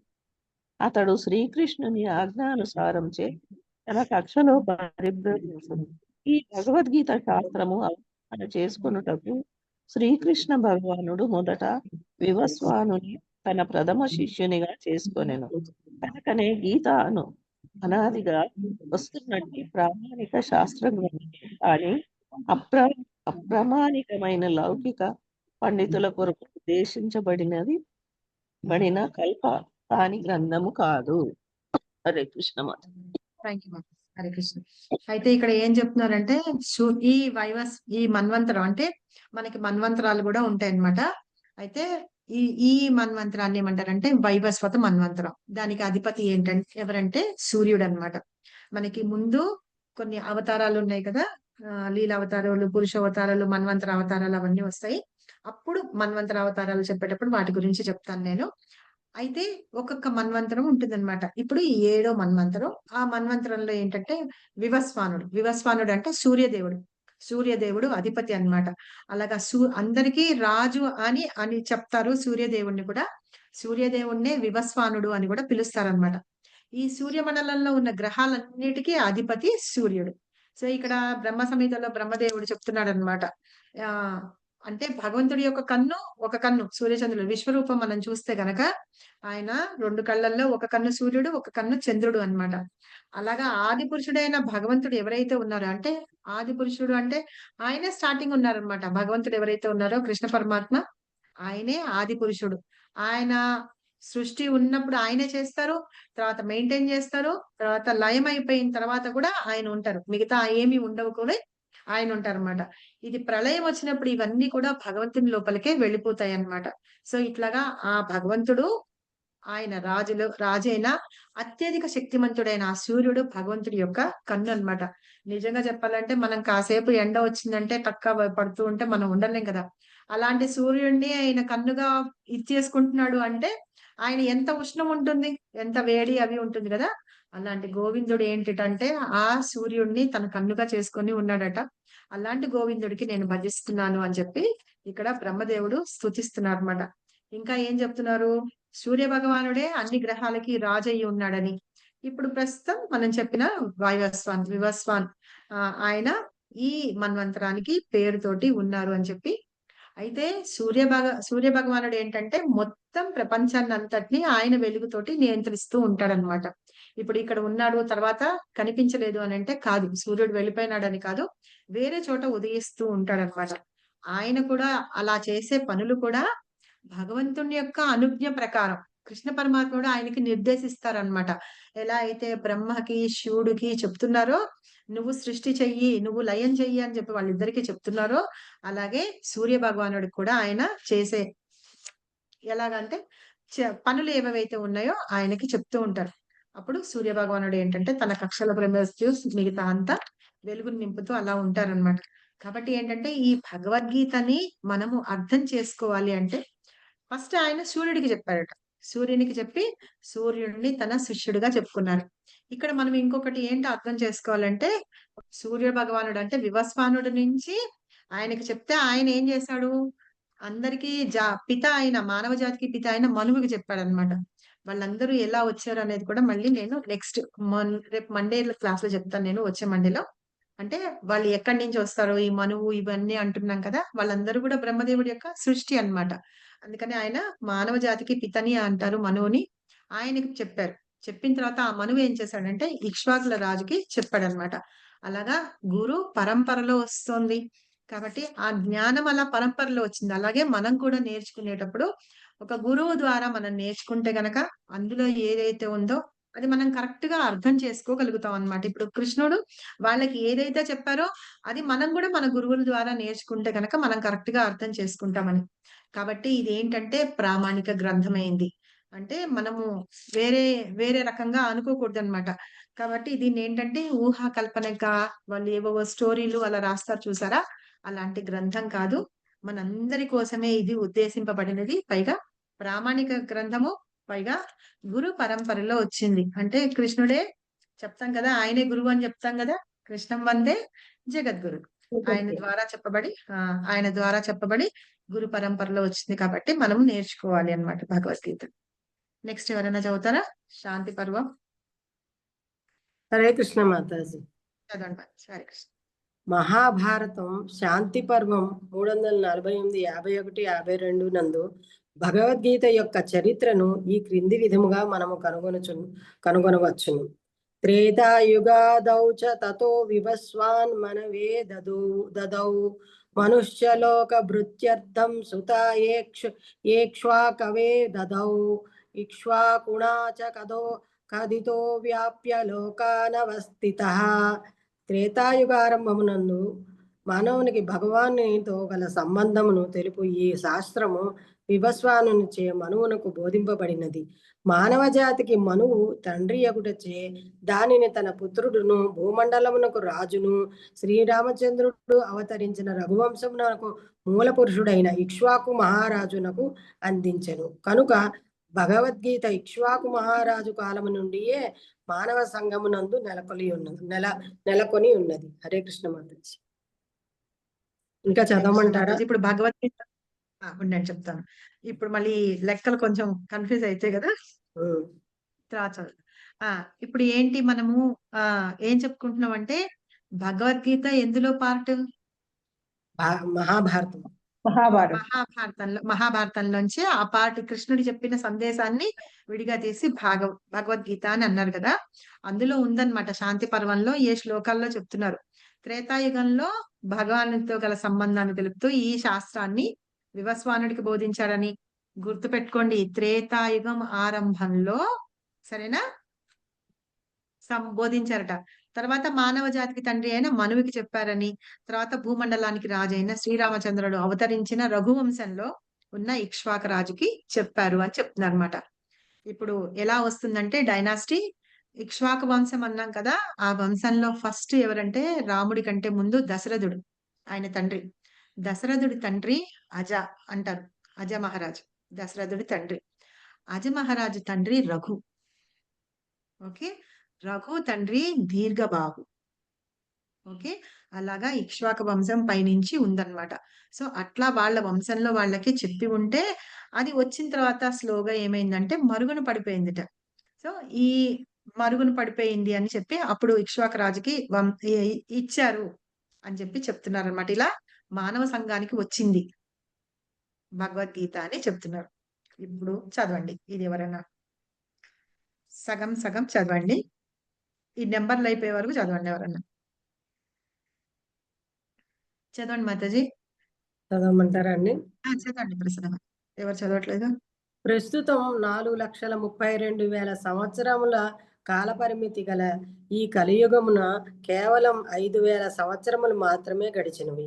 ఈ యుగమునకు పూర్వము ద్వాపర యుగము 8 లక్షల సంవత్సరములు, దానికి పూర్వము త్రేతాయుగము 12 లక్షల సంవత్సరములు గడిచి ఉన్నవి. ఈ విధముగా దాదాపు 20,05,000 సంవత్సరములకు పూర్వము మనువు తన శిష్యుడు మరియు భూమండలమునకు రాజు అగు ఇక్ష్వాకునకు ఈ భగవద్గీత బోధించాను. ప్రస్తుతము మనువు ఒక్క నిమిషం మనకి సత్యయుగం, త్రేతాయుగం, ద్వాపర యుగం, కలియుగం ఉన్నాం కదా. ఒక్కొక్క యుగానికి ఎన్నెన్ని సంవత్సరాలు? కలియుగానికి వచ్చేటప్పటికి 4,32,000 సంవత్సరాలు. ఇప్పుడు మనం 5,000 సంవత్సరాలు మాత్రమే ఫినిష్ చేసుకొని ఉన్నాం. అలాగే ద్వాపర యుగం 8 లక్షల సంవత్సరాలు ఉండేదని, త్రేతాయుగం 12 లక్షల సంవత్సరాలు ఉండిందట. ఈ మొత్తం కలిపితే 20,05,000 సంవత్సరాలకు పూర్వము ఈ భూమండలానికి వచ్చిందనమాట భగవద్గీత. 20 లక్షల సంవత్సరాల క్రితమే భూమండలానికి వచ్చింది. ఎవరి ద్వారా? ఇక్ష్వాక వంశం. అంటే రాముడి యొక్క వంశంలో వాళ్ళకి అది భగవద్గీత అందిందనమాట. అలా వచ్చింది. దాని ద్వారా భగవద్గీత భూమి మీదకి వచ్చింది అని చెప్తున్నారు. ఎవరి ద్వారా? మనం చెప్పుకున్నాం ఆల్రెడీ. సూర్య భగవానుడి ద్వారా, సూర్యుడి నుంచి మనువు ద్వారా, ఆయన ద్వారా ఇక్ష్వాకు రాజుకి వచ్చింది అని. త్రాచదు. ఈ విధముగా దాదాపు 20,05,000 సంవత్సరములకు పూర్వము మనువు తన శిష్యుడు మరియు భూమండలముకు రాజు అగు ఇక్ష్వాకునకు ఈ భగవద్గీతను బోధించెను. ప్రస్తుతం మనము మనువు యొక్క జీవిత కాలము 30,53,00,000 సంవత్సరములుగా లెక్కింపబడినవి. అందులో 12,04,00,000 సంవత్సరములు మాత్రమే గడిచినవి. మనువు జన్మించుటకు పూర్వమే భగవద్గీత భగవాన్ చేతన శిష్యుడైన వివస్వానునకు సూర్యదేవునకు తెలుపబడిన విషయమును అనుసరించి దాదాపు 12,04,00,000 సంవత్సరములకు పూర్వమే ఇది చెప్పబడినట్లు భావించును. కొంచెం పైకన కొంచెం పై భావించవచ్చును. అదే జ్ఞానము మానవ సంఘమును దాదాపు 20 సంవత్సరముల నుండి 20 లక్షల సంవత్సరముల నుండి వ్యాప్తి ఎందున్నది. 5,000 సంవత్సరములకు పూర్వము శ్రీకృష్ణ భగవానుడు తిరిగి దానిని అర్జునునికి ఉపదేశించెను. గీతను ఉపదేశించిన శ్రీకృష్ణ భగవాను అనుసరించు ఇదియే భగవద్గీత యొక్క స్థూల చరిత్ర. సూర్యదేవుడైన వివస్వతుడు కూడా స్వయముగా క్షత్రియుడగును మరియు సూర్యవంశ క్షత్రియులందరికీ పూర్వ పితామహుడు తండ్రియును అగుటచే అతనికి ఈ భగవద్గీత జ్ఞానము బోధింపబడినది. భగవద్గీత శ్రీకృష్ణ భగవాను చేత స్వయముగా ఉపదేశించబడు చేత వేద సదృశ్యమైనట్టిది. హరే కృష్ణ. ఇప్పుడు మనకి భగవద్గీత చరిత్ర అర్థమైంది కదా, ఎక్కడి నుంచి వచ్చింది, ఎవరు చెప్పారు, ఎందుకు చెప్పారు, ఎలా చెప్పారని. అంటే 12,04,00,000 సంవత్సరాల క్రితమే వివస్వానుడికి చెప్పి ఉన్నారనమాట. చెప్పి ఉంటే అది అక్కడి నుంచి మన మానవ జాతి కోసం రాజులకి ఎందుకు చెప్పారు అని ఇందాక కూడా చెప్పారు చూసారా. రాజులకి తెలిస్తేట రాజుల శాసనాలు చేస్తారు కదా, ఆ ప్రజలు రాజు మాట వింటారు కాబట్టి వాళ్ళు ఎలా చెప్పితే వాళ్ళు వింటారనమాట. రాజులు ఫాలో అవుతూ వాళ్ళు చెప్తారనమాట, ఇలాంటివి చెయ్యండి, ఇలా చెయ్యండి అని అంటే వాళ్ళు అలాగే చేస్తారు. అందుకని ఆ రాజుకి చెప్పి ఉన్నారనమాట. వాళ్ళు రాజ్యాన్ని సుభిక్షంగా పరిపాలిస్తారని, తర్వాత మానవ జాతి అంతా వాళ్ళు సవ్యంగా ఉంటారు అని చెప్పి రాజులకి బోధిస్తే వాళ్ళ ద్వారా ప్రజలందరికీ వస్తుందని ఇక్ష్వాకు వంశ రాజుకి చెప్పారనమాట. ఇది మనకి విన్నాం కదా, 30 కోట్ల సంవత్సరాలు 53 సంవత్సరాల క్రితమే చెప్పి ఉంటే దాన్ని వివస్వానుడికి ఎప్పుడు చెప్పారు అంటే 12,04,00,000 సంవత్సరాల క్రితమే మనకి భూమి మీదకి వచ్చిందనమాట. ఇది భగవద్గీత యొక్క చరిత్ర అన్నమాట. చరిత్ర మనం ఏదైనా సరే ఇప్పుడు ఇది చెప్పాము అని అంటే ఇది పుస్తకం ఎవరు రాశారు, ఎవరు చెప్పారు, ఎందుకు చెప్పారు, ఆ చెప్పిన వాళ్ళు ఎవరు అన్ని అడుగుతాం కదా. సపోజ్ నేను ఇదే చూపించాను మీకు, గీతా సుబోధిని చూపించా కదా. ఇప్పుడు గీతా సుబోధిని మాతాజీ గౌరంగ దర్శన్ ప్రభు ఎవరన్నా తెలియని వాళ్ళు ఉన్నారు అనుకోండి, గౌరంగ దర్శన్ ప్రభు ఎవరు మాతాజీ ఇవి అని అడగచ్చు. అడగకపోయా గౌరంగ దర్శన్ ప్రభు మనకి గోవర్ధన్ ఈకో విలేజ్ కదా, అందులో అది బోల్ కొంచెం మ్యూట్ లో పెట్టండి మాతాజీ వాళ్ళే. గౌరంగ ఈకో విలేజ్ ఉంది కదా, భక్తి విద్యాంత వేదపీఠ్ అని ఉందన్నమాట. భక్తి వేదాంత విద్యాపీఠ అని ఉంది అక్కడ. దానికి ఈయన డీన్ అన్నమాట. ఆయన పుస్తకాలు రాస్తున్నారు, చెప్తున్నారు. అసలు ఎంత బాగా చెప్తారంటే క్లాసెస్ కానీ. సో వీళ్ళందరూ అంటే రాధానాథ్ స్వామి మహారాజ్ యొక్క శిష్యులు అన్నమాట వీళ్ళందరూ. ఓకేనా. సో గౌరంగ దాస్ ప్రభు గాని ఇంకెవరున్నారు, మన ప్రణవానంద ప్రభు. ఇప్పుడు మనకు తెలిసిన ప్రణవానంద ప్రభు కానీ గౌరంగ దర్శన్ ప్రభు కానీ వీళ్ళందరూ కూడా రాధానాథ్ స్వామి మహారాజ్ యొక్క డిసైబుల్స్ అన్నమాట, శిష్యులు, ఆయన యొక్క శిష్యులు. సో ఆయన రాసిన బుక్ ఇది. అంటే ఒక ప్రభుపాద చెప్పిన దాని మీద ఒక అంటే చిన్నగా సమ్మరీ లాగా మనకి చెప్పడానికి, భగవద్గీతను అర్థం చేసుకోవడానికి ఇంపార్టెంట్ పాయింట్స్ చెప్పారంటే ఎంత లోతుగా దాన్ని అధ్యయనం చేసి ఉండాలి. సరేనా. ఒక ఇన్స్టిట్యూట్ కి డీన్ గా ఉన్నారు, చెప్తున్నారు, క్లాసెస్ చెప్తున్నారు ఇట్లాగా అంటే మనం దానికి మనం అప్రిషియేట్ చేయాలి. అలాంటివి చదువుకోవచ్చు అనమాట. అలాగే ఈ భగవద్గీత కూడా అసలు ఎక్కడి నుంచి వచ్చింది ఏంటి అనేది దాని యొక్క చరిత్ర గురించి ఇక్కడ చెప్తున్నారనమాట. చెప్తూ స్వయంగా ఇక్కడ ఇక్ష్వాకు రాజు అంటే క్షత్రియుడు కదా, సూర్యవంశానికి చెందినవాడు. సో ఆయనకి చెప్పి ఈ భగవద్గీత జ్ఞానం ఆయనకి బోధింపబడింది అని చెప్తున్నారు. సో నెక్స్ట్ ఎవరైనా చదవండి. చదవనా మాతాజీ? హరే కృష్ణ మాతాజీ, చదవనా? చదవండి. గీతలోని జ్ఞానము అపౌరుషేయము, మానవాతీతము, ఎట్టి మనోకల్పిత వివరణ లేకుండా వైదిక మాతాజీ ప్లీజ్ ఆవిడని మ్యూట్ చేయండి. పద్మజ మాతాజీ. చేస్తున్న మాతాజీ మళ్ళీ అన్మ్యూట్. సుదేష్ణ మాతాజీని అన్మ్యూట్ చేయండి. చేసా.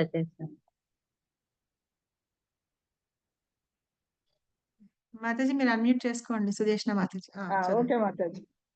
గీతలోని జ్ఞానము అపౌరుషేయము, మానవాతీతము, ఎట్టి మనోకల్పిత వివరణ లేకుండా వైదిక సాహిత్యపు ఆదేశములను యథాతథముగా అంగీకరించినట్లుగానే భగవద్గీత ఆదేశములను కూడా ఎట్టి లౌకిక వివరణలు లేకుండా యథాతథముగా అంగీకరించవలెను. లౌకిక విద్వాంసులు తమ ఇష్టానుసారము భగవద్గీతను గూర్చి ఊహాగానాలు ఎన్ని చేసినను అది ఎన్నటికి భగవద్గీత యథాతథము కాబోదు. కనుకనే భగవద్గీతను యథాతథముగా గురు శిష్య పరంపర ద్వారానే అంగీకరించవలెను. అట్టి దివ్య జ్ఞానము శ్రీకృష్ణ భగవానుడు మొదట సూర్యదేవునకు బోధించగానే సూర్యదేవుడు తన పుత్రుడైన మనువుకు, ఆ తర్వాత మనువు తన పుత్రుడైన ఇక్ష్వాకునకు ఉపదేశించినట్లుగా ఇక్కడ వివరించబడెను. హరే కృష్ణ. Thank you Mataji.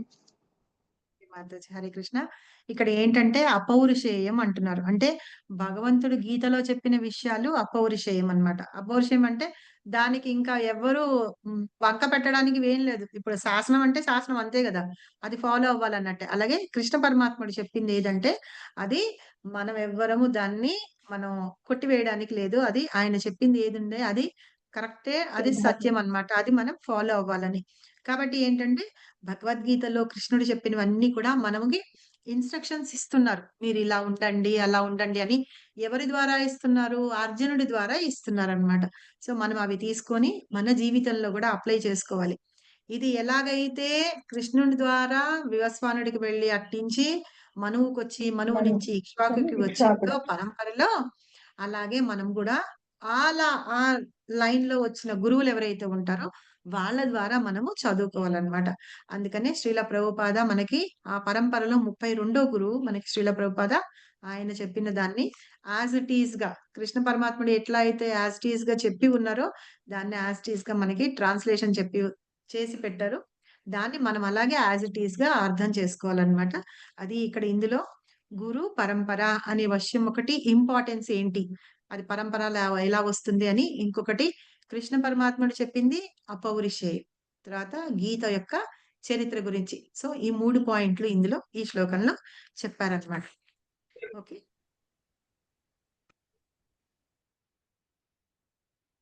రెండో శ్లోకం కూడా దాంతో సంబంధించిందే. ఏవం పరంపరా ప్రాప్తామిమం రాజర్షయో విదుః సకాలేన లేనేహ మహతా యోగో నష్టా పరంతప. అయిపోయింది. చదువుతారు ఎవరైనా? చదువుతారా? చదవండి. ఏవం పరంపరా ప్రాప్తామిమం రాజర్షయో విదుః సకాలేనేహ మహతా యోగో నష్టః పరంతప. హరే కృష్ణ. హరే కృష్ణ. ఇంకెవరైనా చదువుతారా? నేను జరుగుతాను. చదవండి మాతాజీ. ఏవం పరంపరా ప్రాప్తమిమం రాజర్షయో విదుః సకాలే నేహ మహతా యోగో నష్టః పరంతప.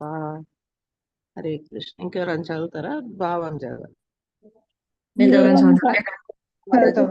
హరే కృష్ణ మాతాజీ, చదవనా? చదవండి. ఏవం పరంపరా ప్రాప్తమిమం రాజర్షయో విదుః సకాలే నేహ మహత యోగో నష్టః పరంతప. హరే కృష్ణ. హరే కృష్ణ. ఏవం పరాప్రాప్తమిమం రాజర్షయో విదుః సకాలేనేహ మహతా యోగో నష్టః పరంతనప. హరే కృష్ణ మాతాజీ. విజయ మాతాజీ చదవండి. ఏవం పరంపరా ప్రాప్తమిమం రాజర్షయో విదుః సకాలే నేహ మహతా యోగో నష్ట పరంతప. సబితా మాతాజీ చదవండి. హరి బోల్. సరే, ఇంకెవరైనా చదువుతారా? మేడం చదువుతానండి. నమస్తే అండి. హరే కృష్ణ. చదవండి. హరే కృష్ణ. ఏం పరంపరా ప్రాప్తమిమం రాజర్షయో విదుః సకాలే నేహ మహతా యోగో నష్టః పరస్తప. పరంతప. చదవండి. పరస్తప అనువాదం చదివేదండి. ఏవం పరస్తప. పరంపరా ప్రాప్తమిమం రాజర్షయో విదుః సకాలే నేహ మహతా యోగో నష్ట పరం తపః. హరే కృష్ణ. మాతాజీ అది మేడం, అనువాదం. పరంతప, పరస్తప ఓకే. కాదు. అనువాదం చదవండి. చదవండి. దివ్య జ్ఞానం ఈ విధముగా గురు శిష్య పరంపరాక్రమమున గ్రహింపబడింది. రాజర్షులు దానిని ఆ విధముగా అవగతం చేసుకునేది. కానీ కాలచక్రమున ఆ పరంపర విచ్ఛిన్నమగుట వలన ఆ శాస్త్రము నశించినట్లుగా కనిపించుచున్నది. ఓకే మేడం, భాష్యం చదివేదండి. ఉండండి మాతాజీ. అయితే ఇది గురు శిష్య పరంపరలో వచ్చింది మనకి. వివస్వానుడికి కృష్ణ, వివస్వాన, తర్వాత మనువు, తర్వాత ఇక్ష్వాక రాజులకు వచ్చింది. అలా గురు పరంపరలో వచ్చింది కాబట్టి రాజులందరూ దాన్ని ఫాలో అవుతూ దాన్ని ఉంటారు కాబట్టి వాళ్ళని రాజర్షులు అంటారు అనమాట. దాన్ని అవగతం చేసుకొని వాళ్ళు ఏం చేస్తారంటే ప్రజలను అలా పరిపాలిస్తూ వాళ్ళకి అవి నేర్పిస్తూ ఉంటారు. కానీ కాలక్రమంలో ఏమైందంటే ఆ శాస్త్రము నశించిపోయింది అనమాట. ఇప్పుడు మన ఇంట్లో కూడా మన అమ్మమ్మలు, మన తాతయ్యలు వాళ్ళందరూ ఉంటారు చూసారా, వాళ్ళు ఫాలో అయితేనే మనం కొన్ని కొన్ని కొన్ని కొన్ని వదిలిపెట్టుకుని వచ్చేప్పటికి మన పిల్లల స్టేజ్కి వచ్చేటప్పటికి మనం వాళ్ళకి ఏం నేర్పించలేకపోతాం. మన అంటే ఆ వంశంలో వచ్చేవి ఏవేవైతే ఉంటాయో ఫాలో అవుతూ ఉంటామో అవి మర్చిపోతాం అన్నమాట. సో అలాగా కాలక్రమంగా అవన్నీ నశించిపోతూ ఉంటాయి అని చెప్తున్నాను. లక్ష్మీ మాతాజీ చదవండి. హరే కృష్ణ మాతాజీ. హరి బోల్. చదవండి మాతాజీ. రాజర్షులు ప్రజలను పాలించుటలో భగవద్గీత ఉద్దేశమును నెరవేర్చుకోనవలె కనుక వారి కొరకే ప్రత్యేకంగా ఈ గీతా జ్ఞానము ఉద్దేశించబడినదని ఇక్కడ స్పష్టముగా తెలుపబడినది. నిశ్చయముగా గీత అసుర ప్రవృత్తి కలిగిన వారి కొరకు ఎన్నడూ ఉపదేశించబడలేదు. ఎవరికి ప్రయోజనము చేకూరనట్లు వారు దాని విలువను నష్టపరుచుకొనుటే కాకుండా తమ ఇచ్ఛానుసారము దానికి వివిధ రకాల వ్యాఖ్యానాలను చేస్తుండురు. ఈ విధముగా గీత యొక్క మూల ప్రయోజనము అటువంటి ధర్మపరులైన విపరీత వ్యాఖ్యానాలచే నష్టపడినప్పుడు గురు శిష్య పరంపరను తిరిగి స్థాపించుటకు అవసరం ఏర్పడును. చదవాలా మాతాజీ? ఇంకా ఒక్క నిమిషం ఉండండి, కొంచెం చదువుతూ ఉండండి. ఒక్క నిమిషం. ఏంటి రాజర్షులకు ఎందుకు చెప్పారు అని మనం చెప్పుకున్నాం కదా. వాళ్ళు ప్రజలకు చెప్తూ ఉంటారు. దాని మూలంగా ఏంటంటే ఆ గీత జ్ఞానం యొక్క ఉద్దేశం, మెయిన్ ఉద్దేశం ఏంటి అనేది మనకు తెలుస్తుంది. కానీ దీన్ని ఏంటంటే మనుషులకే ఉద్దేశింపబడింది. దానవ ప్రవృత్తి అంటే రాక్షసుల వాళ్ళకి కాదనమాట. ఎవరైతే ఇది చదువుకొని లాభాన్ని పొందుతూ ఉంటారు కదా, వాళ్ళు లాభాన్ని పొందుతారు అని. అంతేకాకుండా దాన్ని నష్టపరచకుండా, అంటే దాని మెయిన్ ఉద్దేశం ఏదైతే ఉందో దాన్ని నష్టపరచకుండా ఉండాలి అని. కానీ చాలా మంది ఏంటంటే వాళ్ళ ఓన్ పర్పట్ రాసేసుకుంటూ ఉంటారు. వాళ్ళకి ఎట్లాగా వాళ్ళ మనసుకి ఏది అనిపిస్తే దాని గురించి రాస్తారనమాట. ఇప్పుడు కొన్ని వర్డ్స్ ఉంటాయి కదా, వాటికి 2-3 మీనింగ్స్ ఉంటాయి. అవునా? సపోజ్ మనం చెప్పు అని చెప్పామనుకోండి, చెప్పు అంటే నోటితో చెప్పడం అనే వస్తుంది. అలాగే కాళ్ళకేసుకునే చెప్పులు కూడా వస్తుంది. వాళ్ళ ఉద్దేశంలో ఇంకా వేరే ఉంటుందన్నమాట. అలాగా మాట డిఫరెంట్ అయిపోతుంది. అలా డిఫరెన్స్ గా వచ్చేసినప్పుడు వాళ్ళ పర్పట్స్ అలా చెప్పుకుంటున్నప్పుడు అంటే దాని యొక్క అనువాదం, దాన్ని అలాగా భాష్యం అలా చెప్పినప్పుడు దాని మీనింగే మారిపోతుందన్నమాట. కానీ గీత యొక్క ముఖ్య ఉద్దేశం ఏంటి అంటేను మనందరినీ, మానవ జాతిని అందరినీ ఉద్ధరించడానికి, మనందరినీ భక్తి మార్గంలో నడిపించడానికి. ఆ ఉద్దేశం అనేది పైగా కృష్ణుని గురించి తెలుసుకోవడానికి. అయితే ఇది ఏమైందంటే ఆ అధర్మ పరులు ఎవరైతే ఉన్నారో వాళ్ళ చేతుల్లో పడిపోయి ఆ వ్యాఖ్య ఏదైతే ఉందో దానికి వేరే రూపం వచ్చేసిందనమాట. అలా వచ్చేసినప్పుడు ఏంటంటే ఈ గురు శిష్య పరంపరలో వచ్చినది మధ్యలో బ్రేక్ అయిపోయింది. ఇప్పుడు ఎవరైతే ప్రభుపాద చెప్పారో వాళ్ళ గురువులు చెప్పారో అవన్నీ మనం ఎలాగా చెప్పుకుంటూ వచ్చామో ఈ మధ్యలో ఎవరైనా వచ్చి దానికి విపరీత అర్థాలు చెప్తూ ఉన్నారనుకోండి ఆ గురు శిష్య పరంపర అనేది అక్కడ బ్రేక్ అయిపోతుంది అనమాట. అంటే వాళ్ళు వేరే దారిలో వెళ్ళారు, ఈ దారిలో రావట్లేదు. అలా నష్టపడిపోయినప్పుడు దాన్ని ఇక్కడి నుంచి వెళ్ళిపోయారు కదా, ఇక్కడ స్టాప్ అయిపోయింది. అలాగా నష్టపడిపోతూ ఉంటుందని అలా దాన్ని మళ్ళీ పునరుద్ధరించడం కోసమే కృష్ణుడు అర్జునుడికి చెప్పారు 5000 సంవత్సరాల క్రితం అని. అలా అవసరం కూడా వచ్చింది అందుకనే చెప్పబడింది అని చెప్పి చెప్తున్నారు. చదవండి మాతాజీ. ఇక్కడ వరకు చదువుతారంటే ఈ పరంపరాగతములు కావు అక్కడ వరకు చదవండి మాతాజీ. సరే.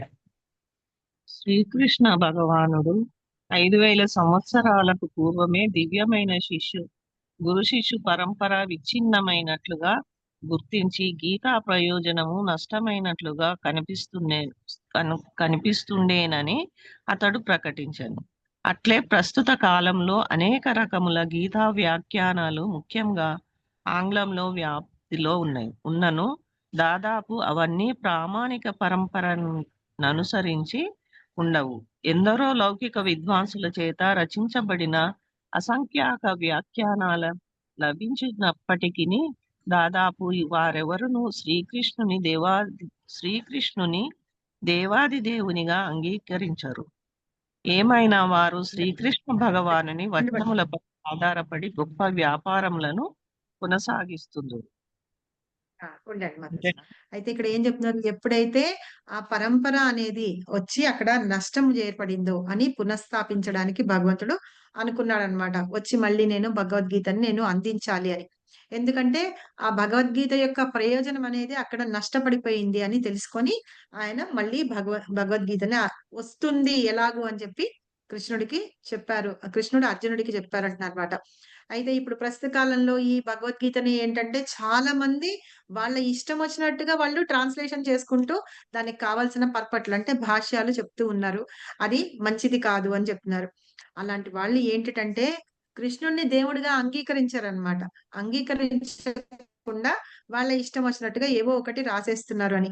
అలా రాస్తూ ఏం చెప్తున్నారంటే పైన ఒకటి ఉంటుంది, బుక్ మీద కవర్ ఒకటి ఉంటుంది, లోపల ఉండేదంట చెత్త ఉంటుందన్నమాట.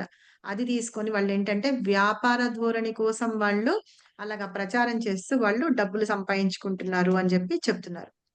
మోటో మాతాజీ మీ పేరు అదే ఉంది E400 PP అని చదవండి మాతాజీ.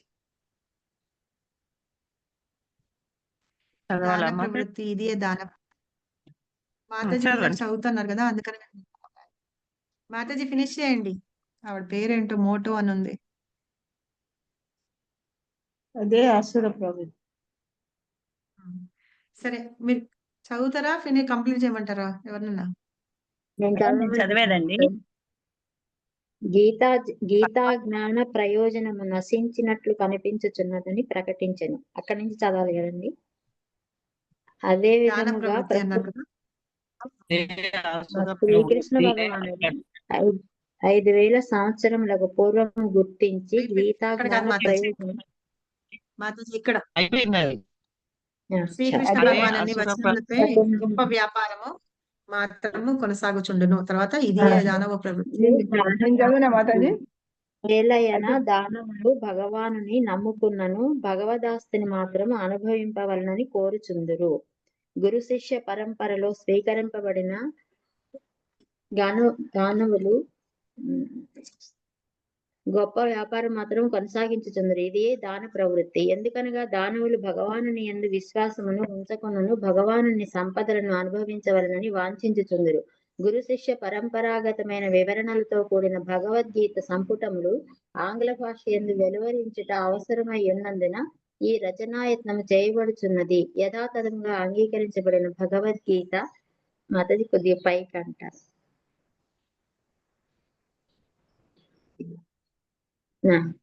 మానవ సంఘం అంతటికీ గల ఒక గొప్ప వరప్రసాదము. కానీ అట్లుగాక దీనిని ఒక కాల్పనిక తాత్విక గ్రంథంగా స్వీకరించినచో అది కాలమును వృధాపరిచినట్లే కాగలదు.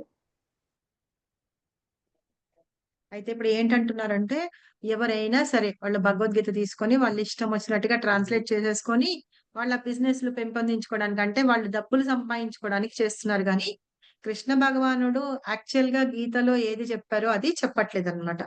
వాళ్ళు ఎందుకు చెప్పట్లేదు అంటే వాళ్ళు గురు పరంపర ద్వారా భగవద్గీతలో ఏముందో వాళ్ళకి తెలియదు, వాళ్ళు వినలేదు. కానీ వాళ్ళు చెప్పేదలుచుకున్నారు. ఇప్పుడు నాకు తెలుగు వచ్చు, ఇంగ్లీష్ వచ్చు అనుకోండి. నేను ఎంఏ, ఎంఫిల్ ఏవేవో చేసేసాను, పిహెచ్డి చేశాను 2 సబ్జెక్ట్స్ లో, తెలుగులోనే ఇంగ్లీష్ లో. సంస్కృత్ లోనే ఇంగ్లీష్ లోనే చేశాను.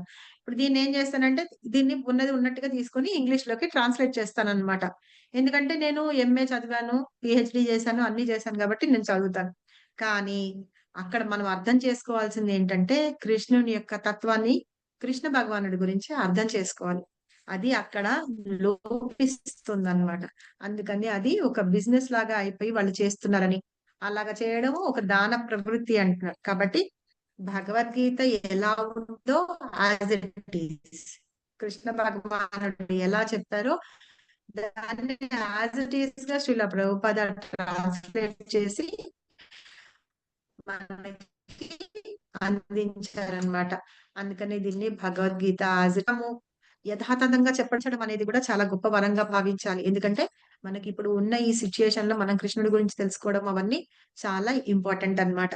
అవి తెలుసుకోలేకపోతున్నారు. కానీ కాల్పనికంగా వీళ్ళు ఏం చేస్తున్నారంటే ఆ గ్రంథాన్ని ఏదో రాసి ఏదో చేసి వాళ్ళు టైం అంతా కూడా వేస్ట్ చేస్తున్నారు అని చెప్పి ఈ ఈ దీనిలో చెప్తున్నారు. కాబట్టి ఈ గీతా జ్ఞానాన్ని ఎవరి దగ్గర నేర్చుకోవాలి అనేది మనం ఇప్పుడు ఇక్కడ తెలుసుకున్నాం. పరంపర ద్వారా వచ్చిన దాన్ని పరంపరలో ఎవరైతే చెప్తూ ఉంటారో వాళ్ళ ద్వారా మాత్రమే తెలుసుకోవాలి అని చెప్పి చెప్తున్నారు. సరేనా? 3rd శ్లోకం కూడా ఉంది, అది కూడా చదువుదామా? నేను హోంవర్క్ ఇవ్వనా మీకు? చదువుదాం మాతాజీ. హరి బోల్, చదువుదామా? సో నేను ఒక క్వశ్చన్ అడుగుతాను, మీరు ఆలోచించండి ఆన్సర్ దానికి. మీకు ఎప్పుడు డౌట్ వచ్చిందా? కృష్ణుడు అర్జునుడికి ఎందుకు చెప్పారు? పాండవులు ఉన్నారు, వాళ్ళందరికీ కూడా ఈయన బావే అవుతాడు కదా, అవునా? అర్జునుడికి మాత్రమే ఎందుకు చెప్పారు? భీముడికి చెప్పొచ్చు, ధర్మరాజుకి చెప్పొచ్చు, నకులుడికి చెప్పొచ్చు, సహదేవుడికి చెప్పొచ్చు, ఇంకెవరికన్నా కూడా చెప్పొచ్చు. అర్జునుడికి ఎందుకు చెప్పారు? ఆలోచించండి ఆన్సర్. అసూయ లేని వాడుగా. ఇంకా మాతాజీ అసూయ లేని వాడు. అర్జునుడు భక్తుడు, స్నేహితుడు కాబట్టి అర్జునుడు భక్తుడు స్నేహితుడు కాబట్టి అతనికి చెప్పారు. ఓకే ఓకే, అర్జునుడికి అసూయ లేదు, కృష్ణుడికి స్నేహితుడు, గొప్ప భక్తుడు కాబట్టి. ఇంకా ఇంకేమైనా రీజన్స్ ఉన్నాయా? ఆయన నరనారాయణులు అని చెప్పే దాంట్లో అర్జునుడు కృష్ణుడి యొక్క బహిప్రాణం అంటారా, ఆయన నుండే వచ్చారని. ఓకే, సో మీరందరికీ తెలుసుకోవాలనుందా కృష్ణుడు ఏం ఆన్సర్ చెప్పాడో దీనికని? చెప్పండి. తెలుసుకోవాలనుందా? 3వ శ్లోకం చదువుదాం, అక్కడే ఉంది ఆన్సర్.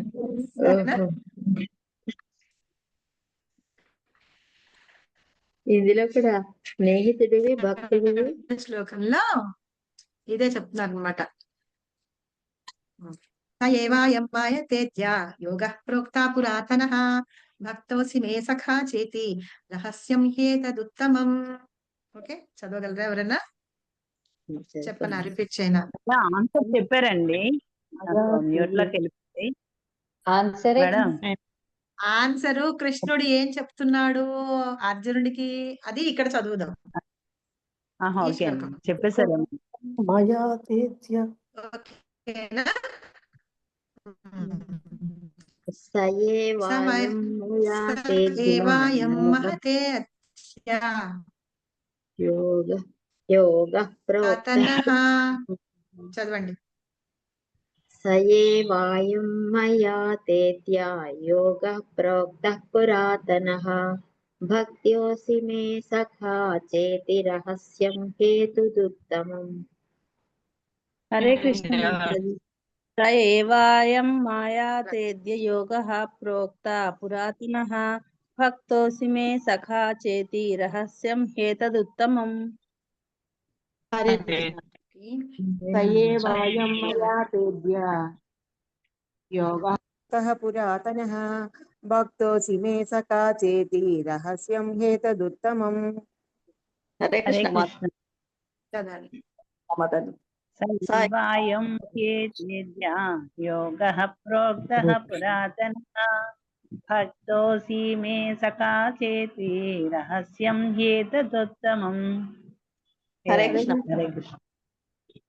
స ఏవాయం మయా తేద్య యోగః ప్రోక్తః పురాతనః భక్త్యోసి ఏ సఖా చేతి రహస్యం ఏతదుత్తమం. హరే కృష్ణ మాతాజీ. హరే కృష్ణ మాతాజీ చదువుతాను. స ఏవాయః హరే కృష్ణ. మాయాతే హత్య యోగః ప్రోక్తః పురాతనః భక్తో అసి మే సఖా చేతి రహస్యం హేతదుత్తమం. హరే కృష్ణ మాతాజీ. ఇంకెవరన్నా చదువుతారా? యోగః ప్రోక్తా పురాతనః భక్తోసి మే సఖా చేతి రహస్యం హేతదుత్తమం. హరే కృష్ణ మాతాజీ.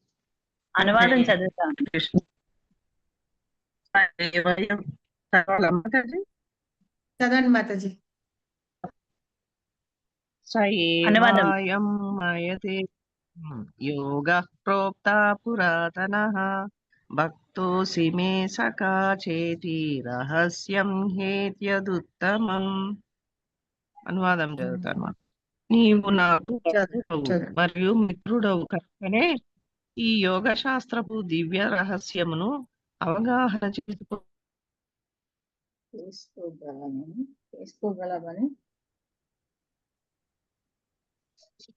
చేసుకోగలవని నేడు నాచే నీకు భగవానితో గల సంబంధం తెలియజేయి పురాతన శాస్త్రం చెప్పు. హరే కృష్ణ మాతాజీ. కట్ అయింది. వచ్చిందా ఇప్పుడు ఆన్సర్? వచ్చింది మాతాజీ. భక్తుడు మరి మిత్రుడు. ఆన్సర్ తెలిసింది. స్వయంగా కృష్ణుడే చెప్తున్నాడు అర్జునుడికి, నేను నీకు గీత నీకొక్కడికి ఎందుకు చెప్పాను, నువ్వు నా భక్తుడివి, మిత్రుడివి, ఈ శాస్త్రాన్ని అర్థం చేసుకొని ఆ రహస్యాన్ని అర్థం చేసుకోగలవాడివి నువ్వు, పైగా నువ్వు నాకు భగవంతుడితో నాతోటి సంబంధాన్ని తెలియచేసే ఈ పురాతన శాస్త్రాన్ని నేను నీకు అందుకనే చెప్తున్నాను అని చెప్పేసి భగవంతుడు స్వయంగా చెప్తున్నాడు అనమాట. ఇప్పుడు చెప్పండి, అర్జునుడికి ఎవరన్నా ఎందుకు చెప్పారు అని అడిగితే గనక మనకి ప్రూఫ్ ఉంది. భగవద్గీతలో 4.3లో ఉంది. అర్జునుడికి స్వయంగా చెప్పాడు కృష్ణుడు, ఇందుకోసమే నేను నీకు చెప్తున్నాను భగవద్గీత. కాబట్టి ఎవరైనా సరే అడిగితే గనక దీనికి ఆన్సర్ ఇదే అన్నమాట. చెప్పండి. సో నెక్స్ట్ ఎవరైనా ఈ పారాగ్రాఫ్ చదువుతారా? నేను నేను చదువుతాను. చదువుతాను. హరే కృష్ణ మాతాజీ. చదవండి మాతాజీ. ఎవరో ఒకరు చదవండి మాతాజీ. సురులు, భక్తులు మరియు అసురులు అని మానవులలో 2 తరగతుల వారు కలరు. అర్జునుడు గొప్ప భగవద్భక్తుడైనందున భగవానుడు అతనిని ఈ గొప్ప శాస్త్రమునకు గ్రహీతగా ఎంచుకొనెను. ఈ గొప్ప రహస్య శాస్త్రమును గ్రహించుట దానవ ప్రవృత్తి గలవారికి సాధ్యం కాదు. ఈ దివ్య జ్ఞాన గ్రంథమునకు అనేక వ్యాఖ్యానములు కలవు. ఈ వ్యాఖ్యానములు కొన్ని భక్తులచే రచింపబడగా మరికొన్ని దానవ ప్రవృత్తి గలవారిచే రచింపబడి ఉన్నవి. చెప్పేదమ్మా. భక్తుల వ్యాఖ్యానములు యథాతథములుగా కాగా దానవులు రచించినవి నిష్ప్రయోజనములై ఉన్నవి. అర్జునుడు శ్రీకృష్ణుని దేవాది దేవునిగా అంగీకరించెను. అర్జునుని అడుగు జాడలను అనుసరించి రచింపబడిన ఏ గీతా వ్యాఖ్యానమైనను ఈ దివ్య శాస్త్రమునకు చేయబడు యథార్థ భక్తియుక్త సేవ కాగలదు. దానవ ప్రవృత్తి గలవారు శ్రీకృష్ణ భగవాన్ని యథాతథముగా అంగీకరింపబరు. అంతేకాకుండా వారు శ్రీకృష్ణుని గూర్చి ఏవేవో కల్పనలను చేయుచు శ్రీకృష్ణుని బోధనల నుండి సామాన్య పాఠకులకు పెడత్రోవ పట్టింతురు. అట్టి పెడత్రోవ మార్గములను గూర్చి ఇక్కడ హెచ్చరింపబడుచున్నది. కనుక ప్రతి ఒక్కరూ అర్జునుని నుండి వచ్చిన గురు శిష్య పరంపరను అనుసరించుటకు యత్నించి శ్రీ మద్భగవద్గీత అనడి ఈ దివ్య శాస్త్రము ద్వారా లబ్ధి పొందవలను. హరే కృష్ణ. థ్యాంక్ యూ మాతాజీ. ఇప్పుడు అర్థమైందా మనకి? ఏంటంటే అర్జునుడు భగవంతుడికి గొప్ప భక్తుడు. ఇంకా ఏంటంటే మిత్రుడు. మిత్రులు అనే వాళ్ళు ఏం చేస్తారు, వాళ్ళ ఫ్రెండ్స్ ఏది చెప్తే అదే చేస్తారనమాట. అర్జునుడు కూడా ఏంటంటే అంత గొప్ప మిత్రుడు కాబట్టి కృష్ణుడు ఏం చెప్పితే అదే చేస్తాడు. అలా ఆయన ద్వారా ఈ గురు శిష్య పరంపర ద్వారా భగవద్గీత వచ్చింది కాబట్టి ఆ ఆ భగవద్గీతని మనం అలా వినాలి అని. అయితే మానవుల్లో రెండే రకాలు ఉంటారన్నమాట. ఒకళ్ళు అసురులు, ఒకళ్ళు సురులు. అంటే సురులు అంటే భక్తులు.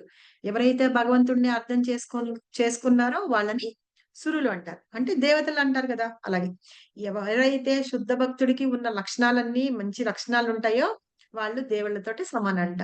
కాబట్టి వాళ్ళని సురులు అంటారు. మానవుల్లో భక్తులని, శుద్ధ భక్తులని సురులు అంటారు. ఇంకొకళ్ళు ఏంటంటే భగవంతుని మీద నమ్మకం లేదు, ఆయన గురించి ఎలా పడితే అలా మాట్లాడుతూ ఉంటారు చూసారా, ఆ భగవద్భక్తి అవి లేని వాళ్ళని అసురులు అంటారు అన్నమాట.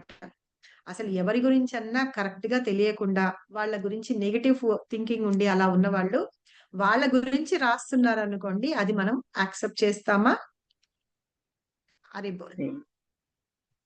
చేస్తామా? అలాంటి వాళ్ళు రాస్తే చెయ్యం కదా. సో అలాగే చెయ్యము. సో కాబట్టి అలాంటి వాళ్ళు రాసిన గ్రంథాలు ఏవైతే ఉన్నాయో వాటిని మనం చదవద్దు అని ఇక్కడ స్వయంగా చెప్తున్నారు అన్నమాట. కాబట్టి అర్జునుడు ఎలా అయితే కృష్ణుడు చెప్పారో కృష్ణుడు చెప్పింది ఫాలో అవుతున్నాడు అనమాట. ఫాలో అవుతూ ఆయన అడుగుజాడల్లో నడుస్తూ ఉన్నారు. కాబట్టి అలాగే ఏదైతే గురు శిష్య పరంపరలో వచ్చిన జ్ఞానం ఏదైతే ఉందో ఆ భగవద్గీతనే మనము తీసుకోవాలి. అప్పుడే మనకి కృష్ణుని యొక్క బోధనలు ఏవైతే ఉన్నాయో మనకి కరెక్ట్ గా అర్థమవుతాయి. లేకపోతే గనక మనం పెడతారిన పడతాము, అంటే తప్పుదారిలో నడుస్తాం అనమాట. ఆయన చెప్పిన ఇన్స్ట్రక్షన్స్ ని తప్పుదారిలో మనం వింటాము అని చెప్పి. సో కాబట్టి ఇది భగవద్గీతని ఏంటంటే ఈ దివ్య శాస్త్రం కాబట్టి దీన్ని ఎలా చెప్పాలంటే మనం గురు శిష్య పరంపరలో తెలుసుకొని కరెక్ట్ గా అర్థం చేసుకోవాలని చెప్తున్నాను. దీనికి సంబంధించి ఒక చిన్న స్టోరీ చెప్తాను. అంటే పేర్లు అవన్నీ చెప్పకుండానే చిన్నగా చెప్తా. ఓకే. మనకి వృత్తాసురుడు తెలుసు కదా. వృత్తాసురుడు అని ఒక రాక్షసుడు ఉన్నాడు కదా. ఆ రాక్షసుడు పుట్టాడనమాట. అయితే ఒకసారి ఇంద్రుడు ఏం చేస్తాడంటే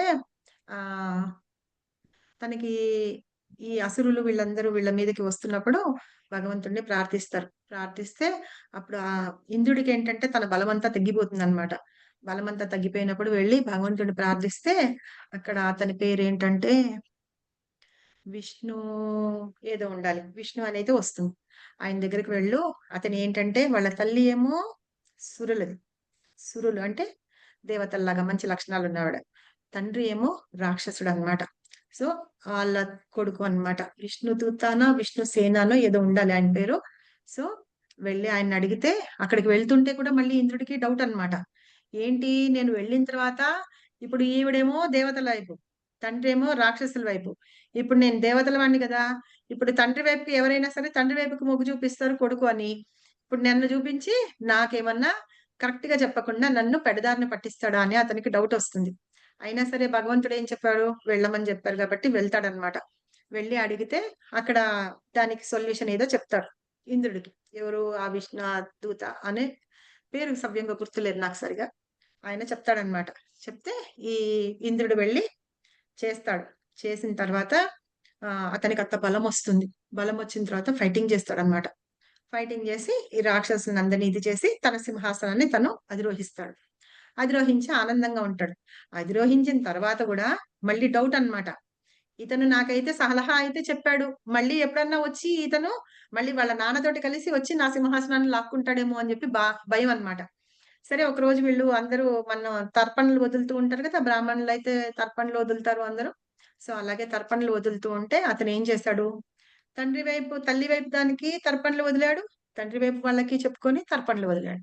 ఇతనికి డౌట్ వస్తుంది అనమాట. అమ్మో వీడు నిజంగానే చాలా కుటిలాత్ముడు అని చెప్పేసి ఏం చేస్తాడు, ఒక తన ఖడ్గం తీసుకొని అతని తలకాయ నరికేస్తాడు. ఎవరైతే సహాయం చేశాడో అతని తలకన నరికేస్తాడు అనమాట. ఎవరు, ఇంద్రుడు. సో పైగా ఏంటి, అతను బ్రాహ్మణుడు. రాక్షసు తండ్రికి పుట్టినా కూడా తను బ్రాహ్మణుకున్న లక్షణాలన్నీ ఉన్నాయి, వేదాలన్నీ చదువుకున్నాడు, అన్ని చదువుకున్నాడు అనమాట. సో అతన్ని చంపేస్తాడు. చంపేసేటప్పటికి వాళ్ళ నాన్నకి చాలా కోపం వస్తుంది. కోపం వచ్చి ఏం చేస్తాడంటే, ఈ ఇంద్రుడిని చంపేయడానికి నేను ఒక శక్తిని పుట్టిస్తాను, ఇంకొక కొడుకుని యజ్ఞం ద్వారా పొందుతాను. అని చెప్పేసి ఏం చేస్తాడంటే ఒక పెద్ద యజ్ఞం చేస్తాడు. యజ్ఞం చేస్తూ కోపంతో మంత్రాలు చదువుతూ ఉంటాడు అనమాట. అతనికి కావాల్సింది ఎవరు? పుత్రుడు. గుర్తుపెట్టుకోండి. సరేనా? పెద్ద యజ్ఞం చేస్తాడు. ఆ కోపంలో ఊగుతూ ఉంటారు కదా, ఇలా ఊగిపోతూ ఉంటారు కదా, అలా ఊగిపోతూ మంత్రాలు చదువుతూ యజ్ఞం చేస్తే ఆ మంత్రాలు ఉచ్చరించడంలో తప్పు చేస్తాడు అనమాట. తప్పు చేసేటప్పటికి అంతా యజ్ఞం అయిపోయిన తర్వాత అందులోంచి అతనికి కావాల్సిన కొడుకు రాకుండా ఒక పెద్ద రాక్షసుడు వస్తాడు. అతని వృత్తాసురుడు. ఆ వృత్తాసురుడు కూడా భగవంతుడి యొక్క భక్తుడు పూర్వజన్మలో. చిత్రకేతు మహారాజు తెలుసు కదా మీకు, చెప్పాను స్టోరీ నేను, గుర్తుందా?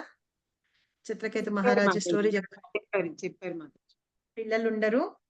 తర్వాత భగవంతుడి దయ వల్ల అతనికి నారద ముని చెప్పడం వల్ల ఒక కొడుకు పుడతాడు. ఆ కొడుకు మూలంగానే శోకము దుఃఖము రెండు కలుగుతాయని చెప్తారు. మిగతా సవితి భార్యలందరూ కలిసి ఆ చిన్న పిల్లాడికి విషం ఇచ్చి చంపేస్తారు. తర్వాత ఏడుస్తాడని చెప్పాను కదా, ఆ చిత్రకేతువు తర్వాత పూర్వజన్మలో వృత్తాసురుడు అనమాట. సో అతను అంతకు ముందు చాలా గొప్ప భక్తుడు. సో అది కూడా మళ్ళీ ఇంకొకసారి టైం వచ్చినప్పుడు మనకు అవసరమైనప్పుడు చెప్తాను. ఇట్లాగా ఆ వృత్తాసురుడు వస్తాడనమాట. అంటే ఇప్పుడు మనం ఇక్కడ అర్థం ఏం చేసుకోవాలి అంటే, మనం ఏదైనా మనం మంత్రం పఠిస్తున్నా గానీ, మనం చేసే పని ఏదైనా ఉందా గానీ దాన్ని సక్రమంగా కరెక్ట్ గా మనం చెయ్యాలన్నమాట. అలాగే ఇప్పుడు భగవద్గీతను ఏం చేస్తున్నారంటే వాళ్ళ ఇష్టానుసారం వాళ్ళ కోరికలు తీసుకోవడం కోసం, వాళ్ళ బిజినెస్ అంటే డబ్బుల సంపాదన కోసం అని చేస్తున్నారు, రాస్తున్నారు అని. భగవంతుని గురించి తెలుసుకున్న వాళ్ళు మాత్రమే రాయగలరు. ఆయన గురించి తెలియని వాళ్ళు, ఆయన గురించి ఏమీ అర్థం చేసుకోలేని వాళ్ళు, ఆయన అంటే ఇష్టం లేని వాళ్ళు, నాస్తికులైన వాళ్ళు రాస్తారనుకోండి. అంటే మనం ఎంత పెద్ద పెద్ద డిగ్రీలన్నా ఉండి ఉండొచ్చు కాకపోతే భగవంతుని గురించి తెలుసుకోవాల్సిన జ్ఞానం డిఫరెంట్ గా ఉంటుందన్నమాట. అలా ఉన్న వాళ్ళే ఎంత పెద్ద డిగ్రీలు చదువుకుని ఉన్నా వాళ్ళు రాయగలుగుతారు కానీ భగవంతుడి గురించి తెలుసుకునే వాళ్ళు రాయలేరు అన్నమాట. అందుకని మనకేం చెప్తున్నారు, దీన్ని ఒక గురు శిష్య పరంపరలో మనము నేర్చుకోవాలి అని మనకి ఇక్కడ స్వయంగా కృష్ణుడు చెప్తున్నాడు అనమాట. అందుకని అర్జునుడికి ఆ జ్ఞానాన్ని అందించారు. మీకు ఇది ఇంకా డీటెయిల్ గా కావాలంటే నేను నెక్స్ట్ మండే చెప్తాను స్టోరీ. నాకు గుర్తు చేస్తే ఎవరైనా చెప్తాను, సరేనా? ఆల్రెడీ 11:40 అయింది కదా, ఏం చేద్దాము. థ్యాంక్ యూ వెరీ మచ్ మీకు అందరికి. వాంఛాకల్పతరుభ్యశ్చ కృపా సింధుభ్యేవ చ పతితానాం పావనేభ్యో వైష్ణవేభ్యో నమో నమః. అనంతకోటి వైష్ణవునికి జై, అనంతకోటి ఆచార్యునికి జై, శ్రీల ప్రభుపాద్ की जय, శ్రీల గురుదేవ్ और सीतानाथ प्रेमानंद हरि हरि बोल. Thank you very Hare much. Krishna. Hare Krishna మాతాజీ, దండవత్ ప్రణాం. మీరు హరే చెప్పినందుకు రామ. భాగవతం సెట్ వచ్చినాయి మాతాజీ. మాతాజీ భాగవతం సెట్ మీరు గ్రూప్ లో పెట్టారు కదా మాతాజీ, నంబరు నేను వచ్చిందా? పంపించాను, వచ్చిన మాతాజీ. థ్యాంక్ యూ మాతాజీ. ఓకే మాతాజీ. హరే కృష్ణ. వచ్చినాయి 2 days అవుతుంది మాతాజీ, సెట్ మొత్తం వచ్చింది.